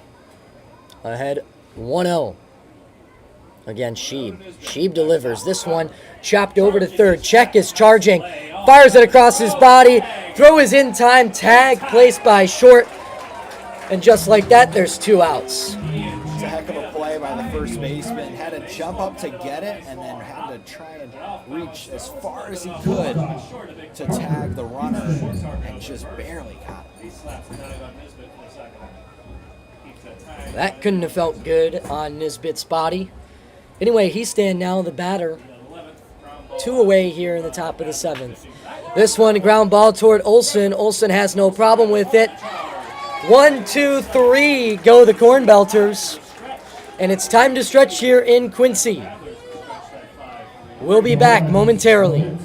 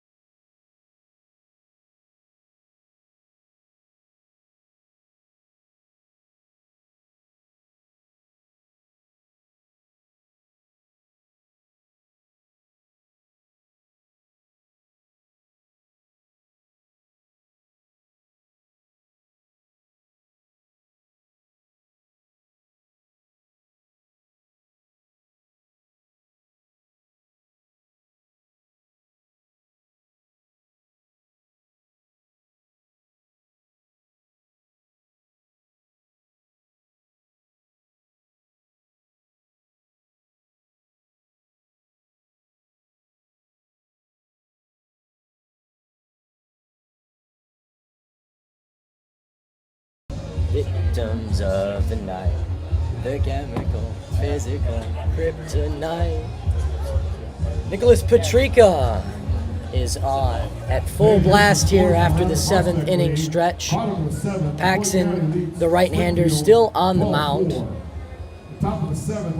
And to lead things off in the top of the 7th is Quincy Doggy Paddler Jackson Farlow, as the top of the order will kick things off here for Quincy. Decatur leads O'Fallon 5-2. Bottom of the 5th, Danville leads Terre Haute 5-3. Now batting, center fielder Jackson Farlow. Stay tuned, because after the 7th inning, we're going to take a look around the Prospect League. Braden Hartman will deliver that to us in just a moment. But first, Paxson delivers strike 1. Before we even get to that, this game alone is very important for the standings for the Cornbelters. The 3-way tie in the Northwest Division will be Illinois Valley, Normal, and the Doggy Paddlers. So the winner of this will have a leg up already against them. And I'll have to look and check in because the Illinois Valley Pistol Shrimp were tied in their game. Can't wait to hear where that action has been. That one on the 1-1 count. Did he swing? No. So it's now 2-1 in favor of Jackson Farlow, the center fielder. Farlow singled in his first at-bat this evening. Looking for another hit here. He sends this one high and deep to left. This one has a chance. Gone. Touch 'em all. Jackson Farlow has another home run for the Quincy Paddlers. From back here, I must have trouble telling. These balls look like they're routine pop flies to left field, and they just go. There must be a jet stream up there, but that ball was hit very hard.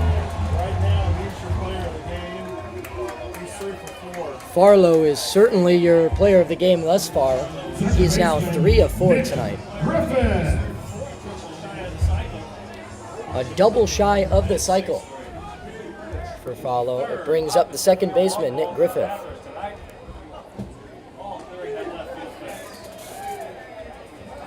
All 3 Quincy Doggy Paddler home runs have been over that limestone wall that you talked about, Braden. Yes, sir. All opposite field. It's just crazy to me. Elite hitters on this Doggy Paddlers team. Fortunately for Normal, it was only a solo shot, so it just makes the lead 3. Other than Stanek on third, there really hasn't been much action at all since the 4th inning, which seems like forever ago. Sure does. Second half of this game has gone by tremendously slower than the first half. This one swung on, chopped over to Stanek at first. He'll take care of it himself. And there's one away. Catcher, Vince Longoria. To give an update on the Illinois Valley game, Illinois Valley is currently winning now, 5-3 to the Lumber Kings at the top of the 6th. So should Illinois Valley win, this game that we're playing right now would be for second, because there would be a tie for first. Absolutely. Still early in the season as the catcher, Ben Longoria, wears that one. Took it right on the back. That's just not what you want if you're the pitcher. That one got away from Paxson. First baseman, Dangerous hitter coming up now. Short. The runner on first. Double play is in order. Let's see if he can execute here. Cornbelters haven't turned one since the second. In fact, they turned 2 in the first 2 innings. That they did. Really nice double plays, too. Brody Short, the first baseman, stands in there strong and swings and misses for strike number 1. A lot of the inside pitches to the Doggy Paddlers have been rolled to first for an out. And I mean, they've really adjusted to that outside pitch. I would be shocked if they continue to throw there. Try to jam them inside. Quincy just doing the fundamentals right. That bat sounds broken. Headed toward the fans there on the left field side. So we'll take a moment here for Brody Short to switch bats after that foul ball. Think a kid's gonna ask for that bat? I have to imagine. They'll probably give it to someone, too. Currently, the kid who's doing the bat boy duties tonight has it. We'll see what they do with it. There is a kid asking for the bat currently right now, though. A kid asking a kid. They both look lost. Eventually, they figure that out. And Short steps in for the 0-2 pitch. Paxson resets. That's a swing and a miss for strike 3. The runner at first broke for second and then stopped. But it will not matter after the strikeout. Third baseman, Ian Check.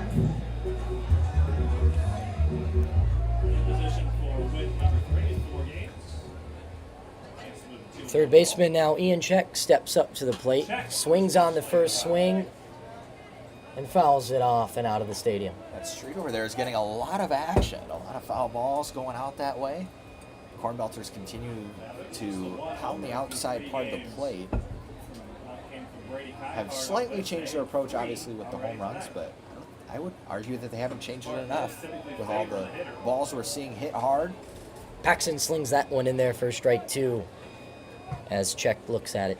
Consistently towards the top of the GLBC and hitting statistical categories. 0-2 to Check. 0-2 now to Check. Checks on the runner at first. Delivers toward home plate. That one fouled away. Good at bat here from Short. From Check, sorry. Both the pitcher and batter fighting hard. Really want this out for the pitcher. And the batter wants to continue the inning. But I've had to scroll every time to find it with the bird ball. But no worries. Here's the 0-2 pitch. This one breaks, almost takes off the head of Paxson. Digging for third is a Paddler. Yeah, the pitcher had no time to get his glove up, so he just hit the deck. Smart choice by Paxson. Smart choice. And that turns into a single. There'll be runners on the corners for Ari Feivelson, who's already homered earlier tonight.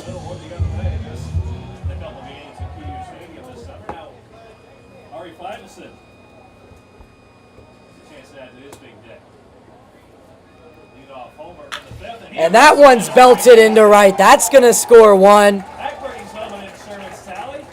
And now Check goes first. it's 7-3 in favor of the Paddlers. This one getting out of hand for Normal. We'll see how much longer Paxton stays on the mound. We have someone warming up on the right side. Harry Fondre. Entertaining this home crowd. The other part of this is still That was the 11th hit of the night for the Doggy Paddlers, who are swimming just fine here intents and purposes. Summer starts on in the bottom of the 7th. That one off the end of the bat and fouled to the third base coach. 82 on that one. 3-day weekend this weekend, The unfortunately. hitter was way ahead of it. Some lucky folks, potentially. Fondre is tonight's DH. Looking to do some more damage here for the Paddlers with 2 gone. The 0-1 misses high and outside. Fondre went back to back. Fondre also homered earlier tonight. Immediately after Feivelson's in the bottom of the 5th. This game was once 3-0 Cornbelters. Here comes the 1-1. That one misses low and away. And they'll give Feivelson second. The catcher could have had a little bit more of an option there for a second, but the pitch was so far outside that I don't think he would have had an option anyway. Didn't Nothing even to bother. do but just stare at the runner at third. Make sure he doesn't go. This one's quickly gotten out of hand for Normal. Let's see if they can't reel it back in. Here comes the 2-1. That one is outside and misses again. I mean, the gaps are just so big in this field. Not ideal situation for Paxton.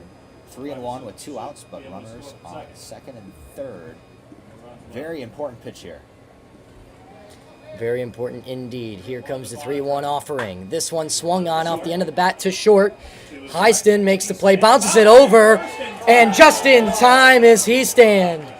Stanek picks it off the ground, and the Cornbelters are finally out of a jam. Bang, bang play. The Cornbelters got the better of it, though. And they end the inning, leaving 2 runners on base. But not before 2 played across home. It's 7-3 Quincy.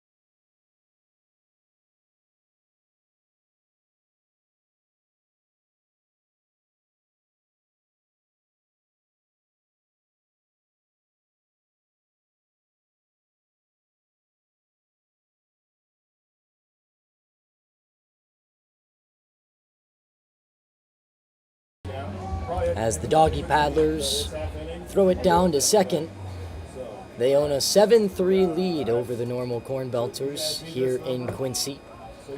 Out hitting Normal 11-4. Yeah, the Cornbelters are going to have to really try and string some hits together to have this offense come alive. A daunting task ahead of them of coming back by 4 down, having to score 5 to win this ballgame. No one else you'd rather have up, though, than Dylan Cody, as he Swings and misses for strike number 1. Dylan's had a hot start to the season. He's cooled down a little bit today, but he has a chance here to start something for the Belters. I don't think we can talk enough about this guy. I mean, we knew he was fast, but my gosh, we saw that opposite field home run last night. Crazy. Line drive, opposite field, pretty far up the wall, too. So, It most kid's certainly got was. a lot to be excited about for the normal faithful. Sure does. However, he finds himself down 0-2 after fouling that one off and behind him. This one lined up the middle. It's a base hit for Dylan. I mean, everyone's still here, so it's fine. Yep. And for the first time in quite a while, Normal has a base runner. I mean, that's just textbook right there. Pitch right down the middle, rips it right back up the middle for a single. What time with the order now for the DH, Tyler Thompson? The DH, Tyler Thompson, now settles in on the right side. See if Thompson can get a hit train going. Dylan, the runner on first, has some serious speed. He holds, and that pitch breaks in there for strike 1. Surprising not to see Cody go on the first pitch. He's probably trying to feel out, trying to get a breaking ball. Doesn't want to make it too obvious here, but he definitely would more than likely. I saw The 0-1's on its way. There he goes. This one gets by the catcher. Longoria couldn't handle it. Dylan decides to stay at second. So a runner now in scoring position. Cody could have definitely made it to third, but he wasn't looking to the backstop to see that ball had got past the catcher. It's a hard one to read. Definitely a hard one to read, especially when you're not expecting it like that. A lot of people yelling already because of the ball getting high. It's hard to hear pick up your coach from third telling you to keep going. Sure is. Thompson now faces a 1-1. Cody takes off again. This one swung on and fouled off. So Cody will have to retreat back to second, and it's a 1-2 count. An unfortunate foul ball, but I think that might have been a strike anyway, so we'll take it. Sheeb ahead in the count, 1-2. Still in the game. Has thrown 2 scoreless innings so far. Can he throw a third? On Tuesday, you got interesting in the night. Thompson, the DH. 2 from Carl Sheed. At bat. Here comes the 1-2. This one swung on right back to him. Off his foot. Griffith handles it at second. Fires it over to short in time. That one got a piece of the pitcher's glove. I wish I got a little bit more of a piece of it, though, because it did not deter the ball enough to cause it to go off course, and it was an easy play for the second baseman. But Cody does advance to third, so that's good. We're going to get our first mound visit of the evening from Quincy. Hey, let's do that. I'll do the 50-50. 2 and a third. Go ahead. How about that? Scoreless ball. All right, fans. Nobody throwing it. We'll be back. Do our 50-50 draw.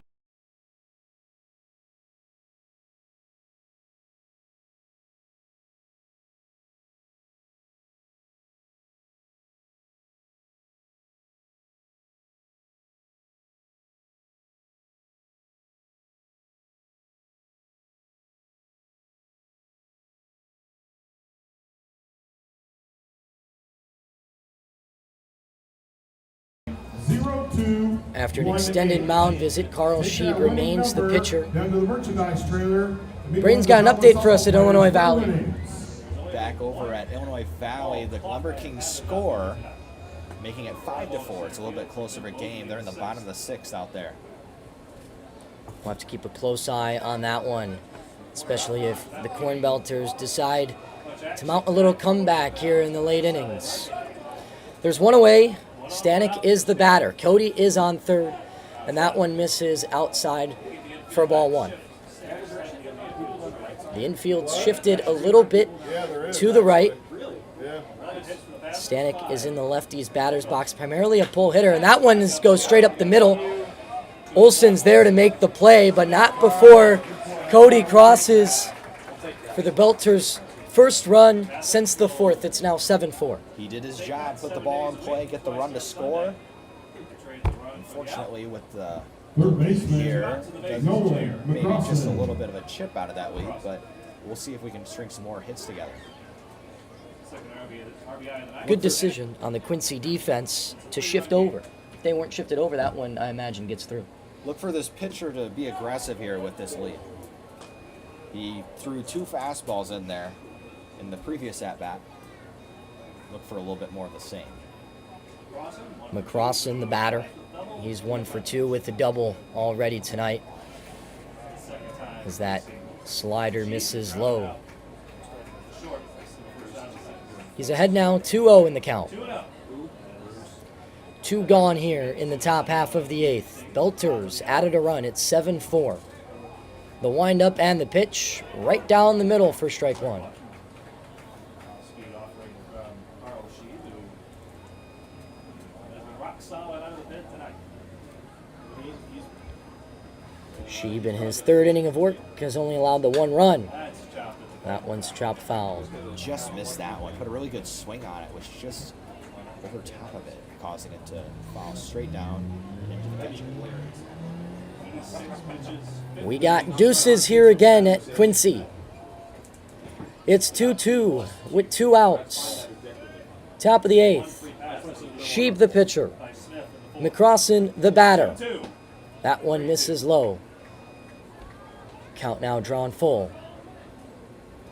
Expect a challenge. Sheeb fastball. wasting no time. In the 8th here. Full count here. Expect something fast here. Here comes the payoff pitch. That one hit sharply to 3rd. Sheck has it, To his left, squares it, and he takes him off the bag. and the runner is safe. The runner is safe. McCrossin reaches on a throwing error by Check that drew short off the base. It's a break for the Cornbelters. Let's see if they can take advantage of it. Nothing hurt if Sheed Second can get out of baseman, this now. Ben Vogel. Have to get Ben Vogel. Let's see if that error can spark Third time McCrossin has a been little comeback for the Belters as Vogley steps into the dish. Still think the pitcher will be aggressive here. This one lined, gets down over the head of Griffith at second, tying run. and the tying run now comes to the plate in Barada, the left fielder. Left fielder, Whipple, Barada. See if Sheed can pick Big up task at third hand for baseman. Barada. Let's hope he can come through here. Nico Barada looking for a big hit. He has an RBI tonight, but is over. Barada already has an RBI tonight. 6th hit for the Cornbelters. 6 hits now 7. for the Cornbelters. Barada looking to add a 7th. Here comes the first pitch. That one breaks in for strike 1. Nobody out. McCrossin, the runner at second. Vogley, the runner on first. 2 away here in the top of the 8th. It's 7-4 Paddlers. And a swing and a miss. Barada quickly down 0-2. Really good pitch there. Threw a slider and he was way in front of it. 0-2. Here comes the 0-2 delivery. A big roar from Sheed if he can. Huge pitch here from Sheeb. That one misses well away. McCrossin going to third, but he kept it in front of him. And it is in time. The throw from Longoria. Stab behind the plate. Tough break. I mean, that off when it hit the catcher, it looked like it was going to go pretty far behind the backstop. It just kind of sat there, and halfway in between second and third, he didn't have a choice but to keep going. He knew immediately that he was quite out at third. An unfortunate break there for the Belters as they could have broken into that lead a little bit more. They did some damage. It's now 7-4 as we head to the bottom of the 8th. Don't go anywhere. We'll be right back. One run.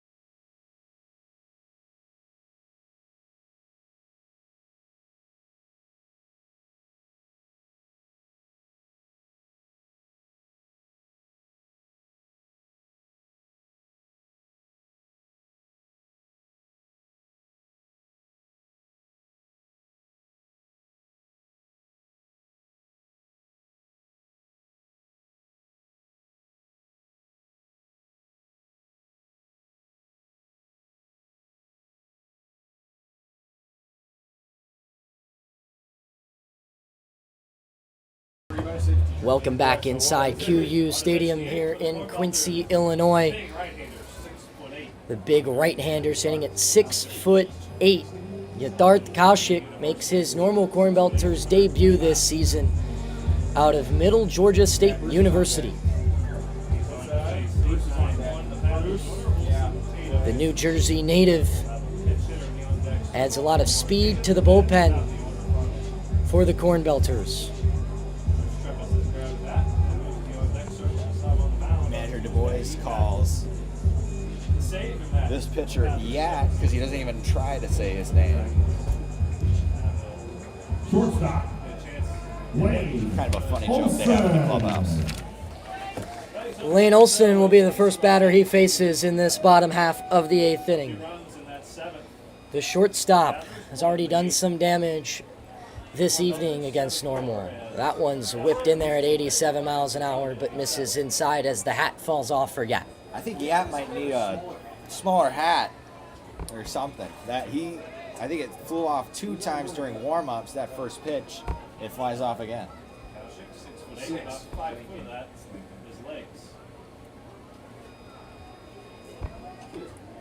Here comes the 0-1 to Olson. This one swung on and fouled away. Quickly, Yat ahead 0-2. He's got a violent motion. 87 on that one, but man, everything's moving when he's throwing the ball. You can feel it. Thank you. Appreciate it. Sorry, guys, but my eyesight's going bad. Yat ahead 0-2. Towering arms. Olson the batter.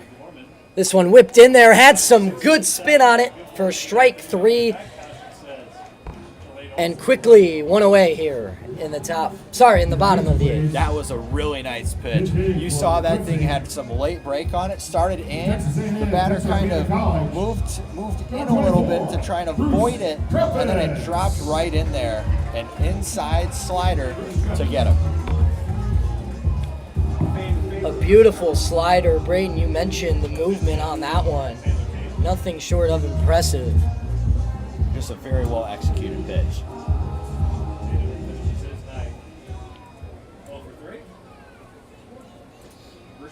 It brings up the left fielder, Taylor Tatum. Serious? Good. He screwed that bad? I guess. That one's in there for strike 1 as the hat comes off another time. Yeah, I think it's safe to say Yat needs a little small for a hat. I wonder if they ran out or something. I dealt with that issue back at one of my junior colleges. Beginning of the year as a freshman, they only had a certain amount of small, medium hats, and so some of us had to wear hats that were 2 sizes too big. And let's just say, whenever there was wind, there was a lot of hats blowing around that field. That one's fouled away. Treppis now down 0-2. Treppis, the pinch hitter, in for Taylor Tatum, whose night appears to be done. Treppis hails from Las Vegas, Nevada, and attends Texas A&M University in Texarkana. Loses the hat again as he takes a spill. It's now 1-2. He also lost his footing. He fell on the mound. My goodness. Every pitch, he gives it his all. You got to respect that, but my goodness. Paddlers still up 7-4, 1 away here in the bottom of the 8th. Yat the pitcher, Treppis the batter, pinch hitting for Tatum. Here comes the 1-2. That one misses just a little bit low. It'll now be a 2-2 count.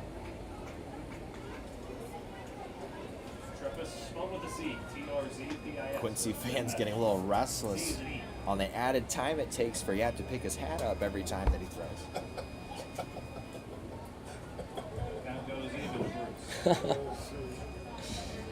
You got everyone in the booth laughing. Here comes the 2-2 from Yat. This one, a breaking pitch, just misses outside. That was in the same place that slider that came in originally that was called strike 3, but with the opposite batter. Didn't give it to him with the lefty batter.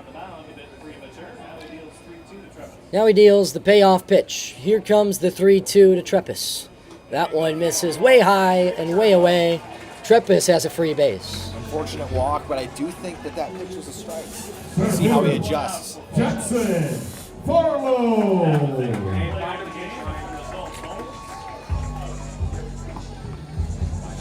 Paddlers now go back to the top of their order, and Jackson Farlow, the center fielder. From God City Community College, number 8, Bynum Martinez. Treppis draws the walk and heads back to the dugout for a pinch runner.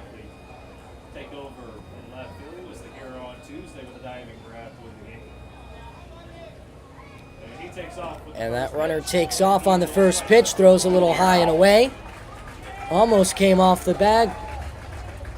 He just swiped second base. stolen base for the Paddlers. Unfortunate misthrow there. The throw beat him by quite a bit, but he had to go up and grab it because he left the ball a little bit high. So now there's a runner in scoring position with one out. Bench and swipe second. Yeah, you can see his earrings right here.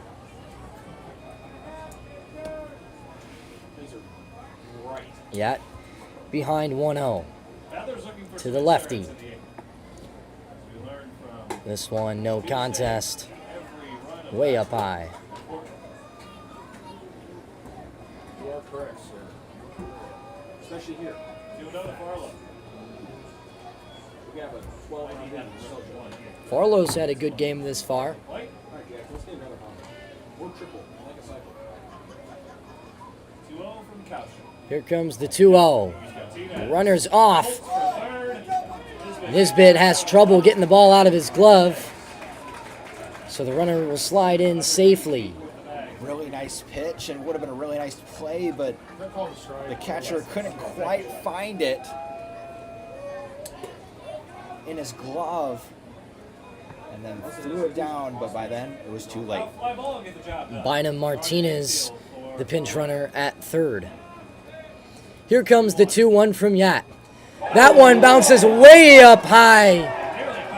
Bynum Martinez has no problem crossing home plate, and number 8 gets the 8th run of the game for the Paddlers. It's now 8-4. I mean, that ball almost went over the netting into the crowd, and that's just something that only happens on turf.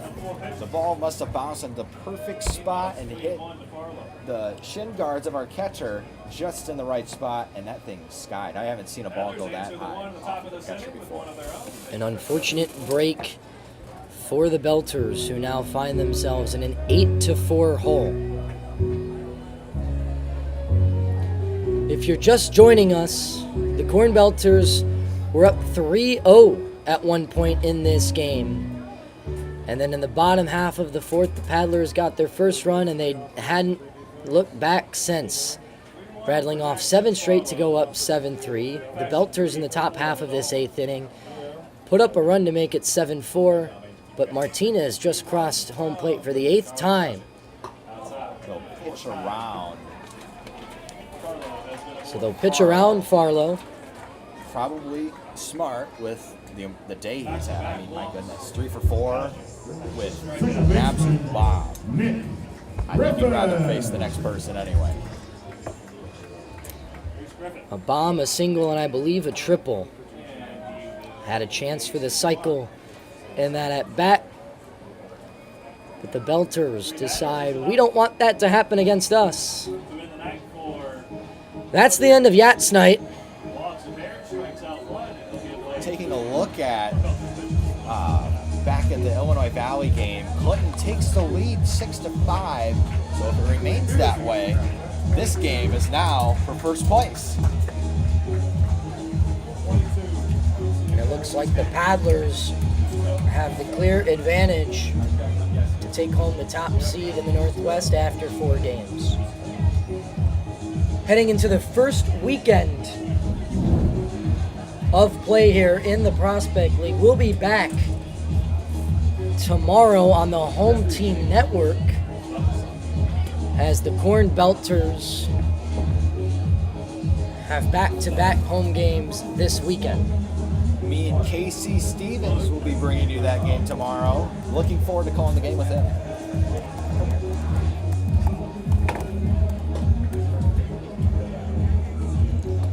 that game against the Lafayette Aviators tomorrow night at 6:30. You can catch that live on the Home Team Network. And then on Sunday, back at the Corn Crib as well. That's a 3 p.m. first pitch. Myself, Leo Romano, and Oliver Aurora will be on the call Sunday afternoon. Any announcement? Yep. I'm ready to write down all this pitch cam stuff. Gotcha. For Normal, checking in on the mound. Our first look at him this season is Matthew Cusco, Number 22. the right-handed pitcher out of Chicago, Illinois. Cusco attends Mississippi Valley State University, where he's a sophomore. He's got a pretty good frame. He stands at 6'2", 225, and pitches from the right side. Maybe I see that while they put mom's surgeons the last one. What? Maybe I see that while they put surgeons the last one. Yeah. Cusco throws a sinker, a splitter, and a slider. That is the arsenal he brings into this game. Griffin. The 3 S's. He has it all covered. But he comes in with a runner on first.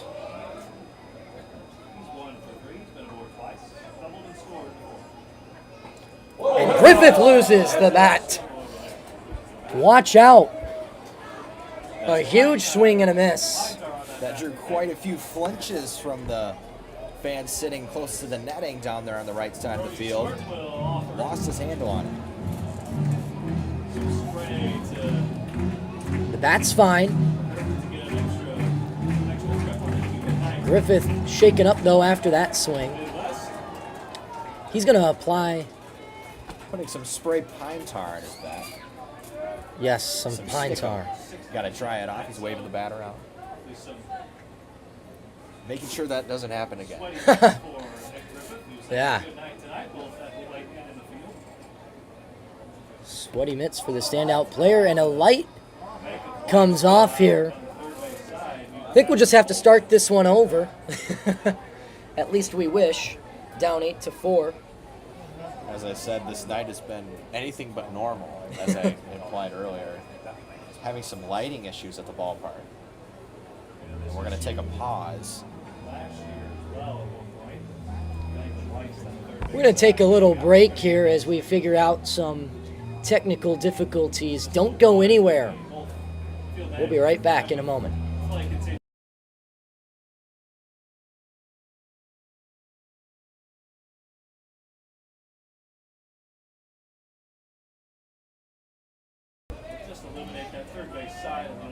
We didn't get it figured out, but the show must go on.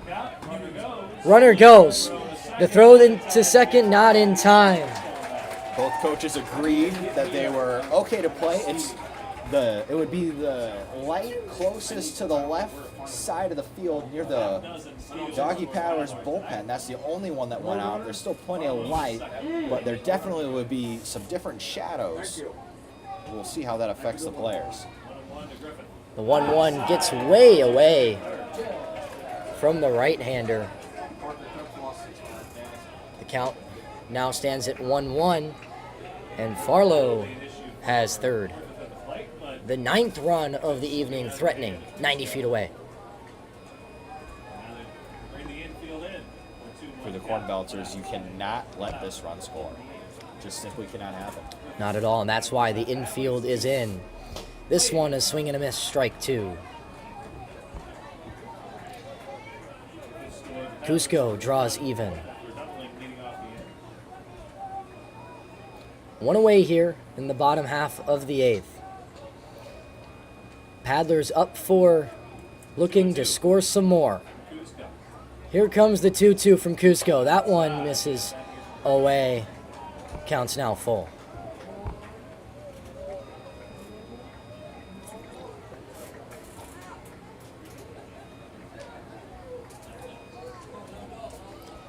Cusco has his hands full, as the count is also full. Here comes the 3-2. That one's well outside again. And Griffith has a free base. First and third, double play is in order. Longoria. So you have to think that the pitcher is going to try and work to get a ground ball here. That's right, Ben Longoria, the catcher, now steps into the plate. He threw out McCrossan earlier on a lucky bounce in the top of the 8th. That one nails him in the foot as he falls down. It's a dead ball. Farlow was a bit confused jogging into home. Must have thought the bases were loaded, but now the bases are juiced. I don't know what he was thinking, honestly. It's been a late night, maybe falling asleep a little bit. Du Bois getting a little bit heated here. I'm not quite sure. Maybe he thought he leaned into the pitch. Not quite sure. But He'll always the stand up for umpires- his boys. Umpires are going to get together and talk about it, though, so there must have been some decent point made.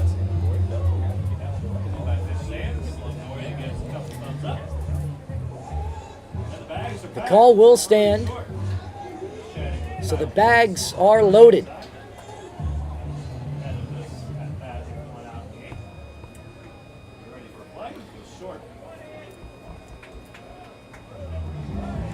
As the first baseman, Brody Short, steps into the left-handed batter's box. A huge opportunity here for the Paddlers to put this one well away.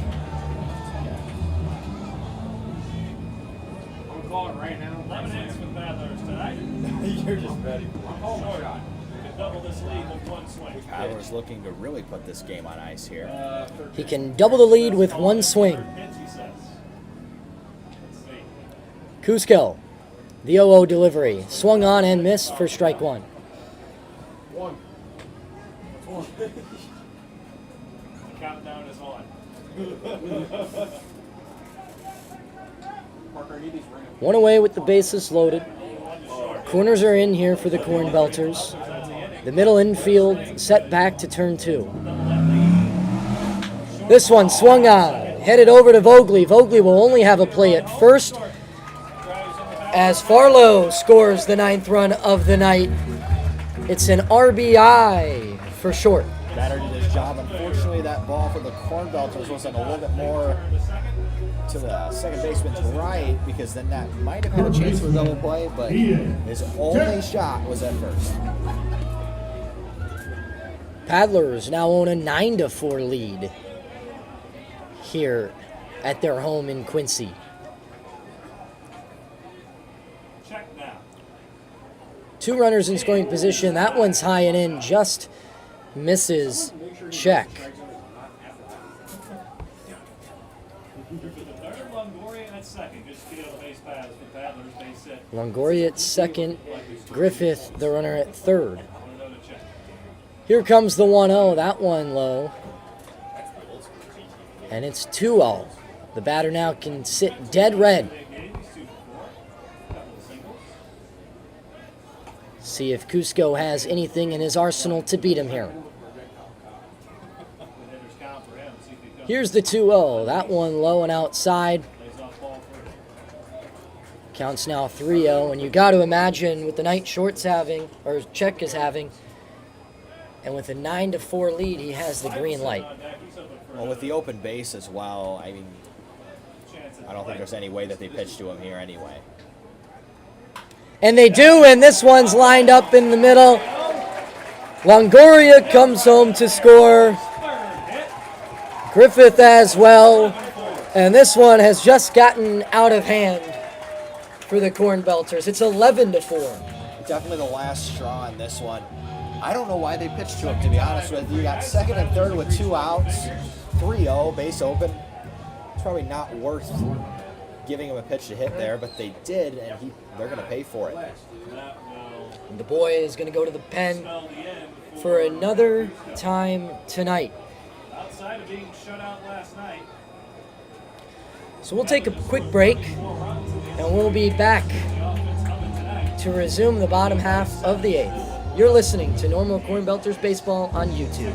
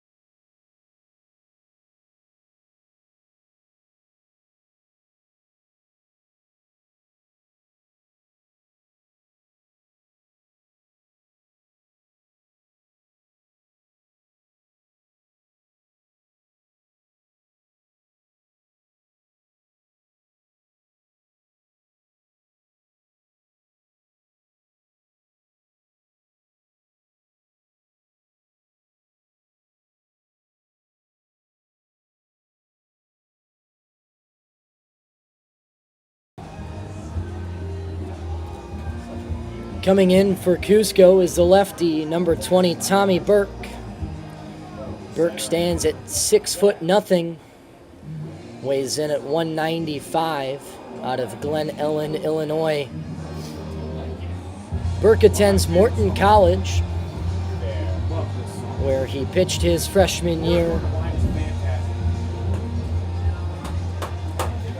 He gives the thumbs up to Nisbet, and he'll take things over as he deals to the right fielder, Tommy Burke. Ari Feivelson, who already has a home run tonight. Check is the runner at first after his 2 RBI single. Despite the 11-4 score, I think pretty much all the Quincy fans have stayed and are cheering on their doggy paddles.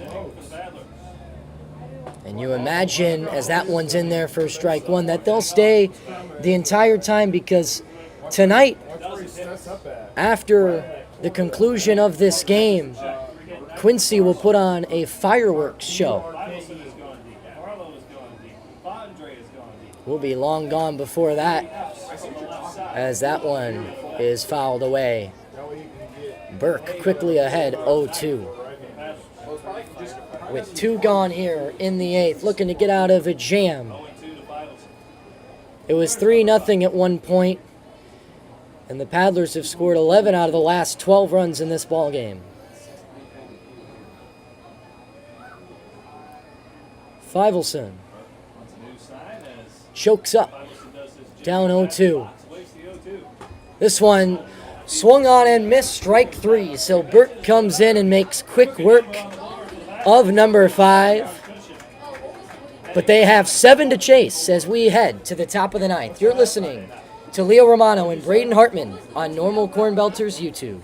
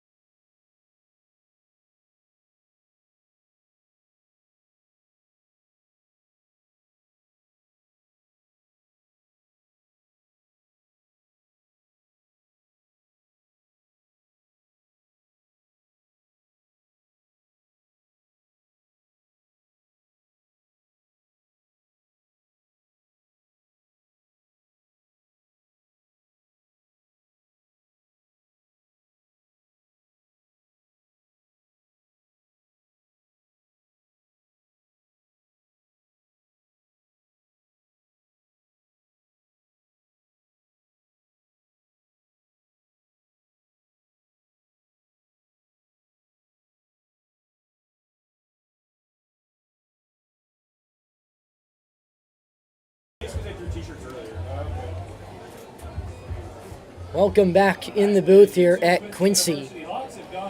A few changes made by the Doggy Paddlers defense. It's Bynum Martinez now the left fielder as Tatum checks out of the game. And Lincoln Bergman on the right side comes in looking to close this one out. He's got a 7-run cushion. This is his home field too, Quincy University Field, place for Quincy University. Barada the batter. That one misses high. Bergman's windup kind of reminds me a little bit of Jake Arrieta as he closes the shoulder and faces his home dugout. Here comes the 1-0. This one chopped. It's high toward Griffith at second, but Bergman cuts it off and fires out at first. So one away here. Another one of those turf balls that hits the ground and skies, and all Right the fielder, defenders do. Carter All the defenders can Blakeney. do is sit and wait for it. But this time, for them, it does result in an out. 19 outs made on the infield tonight. That's the 19th out recorded on the infield tonight as Blakeney steps into the box to face Bergman. And that one is ripped in there at 84 for strike one. That's one of those 6 hits and drove in Cornbelters Blakeney drove in a run earlier. in the 4th. Just 1 run since for the Belters. The king of the 8th. He drove in the 3rd run. Since then, the Cornbelters have only had 1 run. That one, whoops, that gets away from the righty Bergman. Bergman, a Franklin, Tennessee native. And you mention it, plays here. Calls QU Stadium his home, not only during the college season, but during summer ball as well. It's a very nice stadium to call home to. Trip last night. It was worth, despite the loss, I mean, the atmosphere is really nice here in Quincy. Definitely worth the drive we had to take back. Absolutely not going to be worth the drive back, though. Absolutely not. We were hoping to have some fun on the bus with the guys, but I don't think that'll be in order. Unless the Cornbelters could pull off a miracle. And if that's to happen, Blakeney needs to get things started. Here comes the 1-2, and it's chopped just foul. Squeaks by first base. Just missed being fair down that first baseline. There's been a couple of those that have been really close to being fair down the right side and just a sliver foul. Fin frame and the mechanics similar as well. There'll be a meeting at the mound between the catcher and pitcher.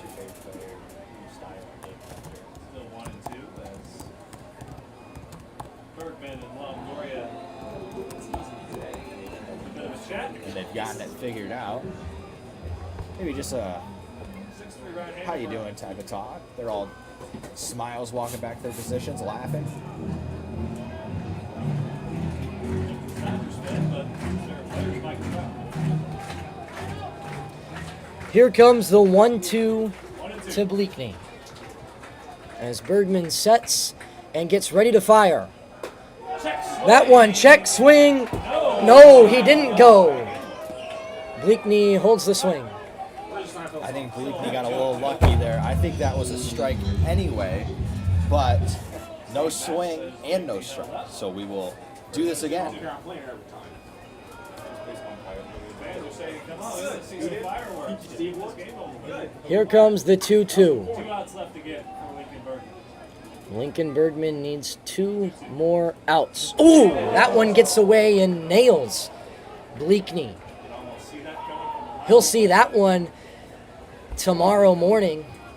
That's got to stink. The Cornbelters will have a much needed base runner on first, but they're going to need a lot more. So see if we can string something together here. It's going to take a lot. 44.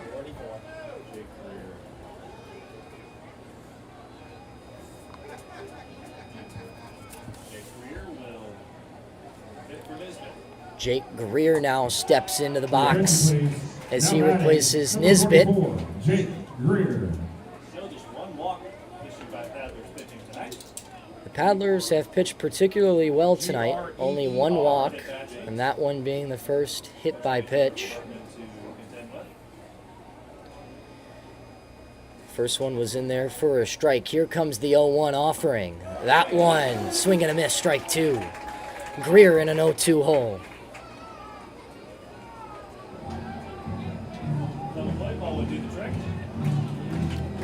Double play ball would end it, with fireworks to follow. See if we can't hold off the fireworks for just a bit. Here comes the 0-2. That one misses and gets away from the catcher Longoria. Play ball. So Blakeney takes second and reels himself into scoring position. Totally different situation now here for the batter.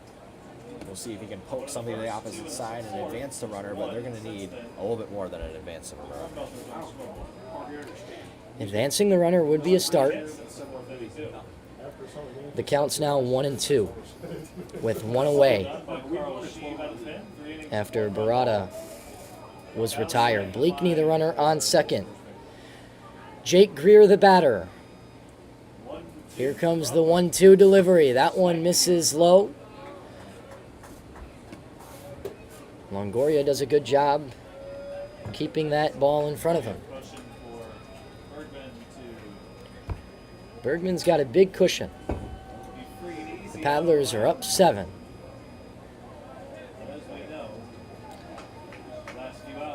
Let's see if Greer has something to say about the 7-run deficit.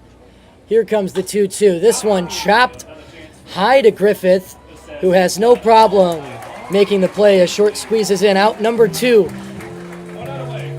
The Paddlers are now 1 out away from capturing their 3rd victory of the season. Parker Easton, the final vote for the Cornbelters.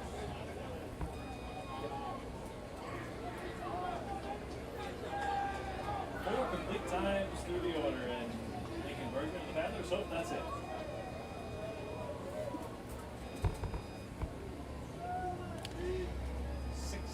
Ground ball out. Easton is in the box, trying to keep this game alive.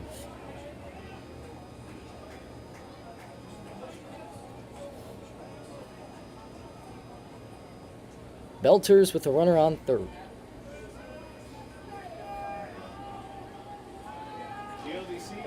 Here comes the 1-0. It's low.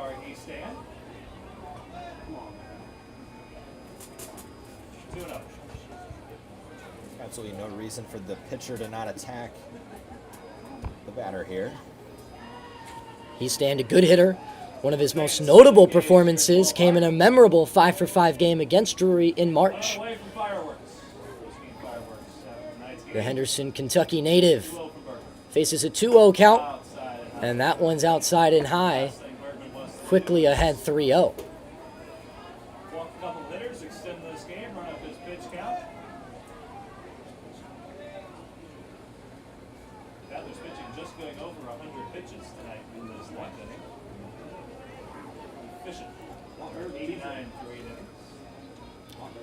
Bergman delivers the 3-0.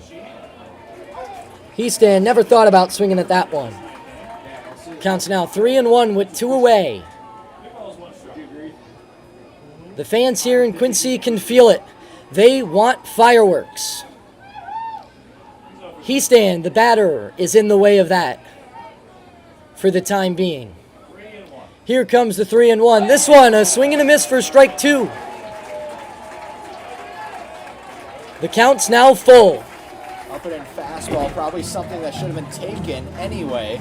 Probably not going to be able to put that in play to get a hit out of it. Now it's down to their last strike. The fans want fireworks.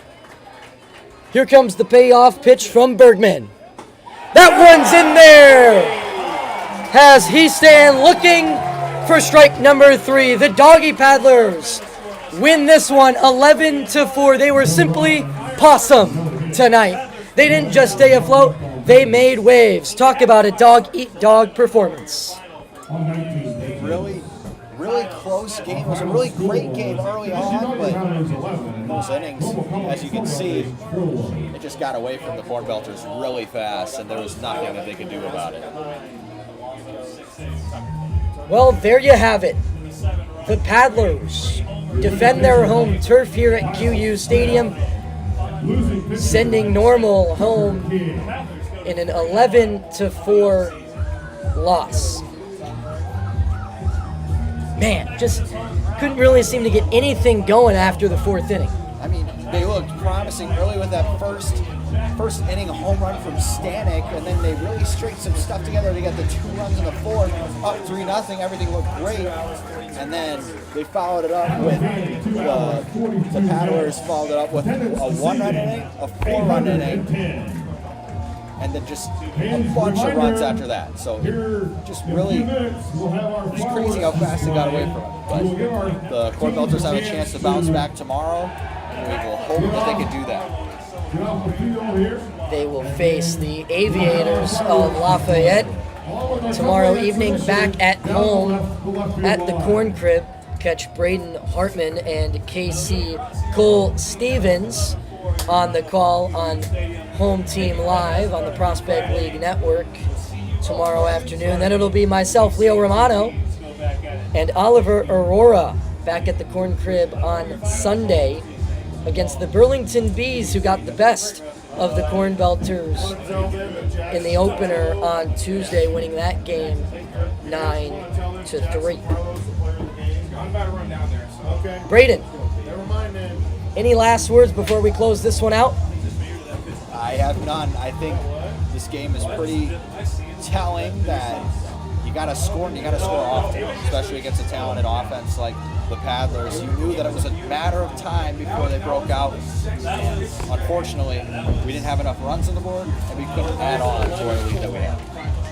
Absolutely. A big game from Jackson Farlow fuels the Doggy Paddlers to their 3rd win of the season and sends the Cornbelters on a disappointing ride home tonight. Your final score from QU Stadium: Doggy Paddlers 11, Normal Cornbelters 4. Thank you for joining us. It's been a pleasure as always. Leo Romano and Braden Hartman signing off for the night.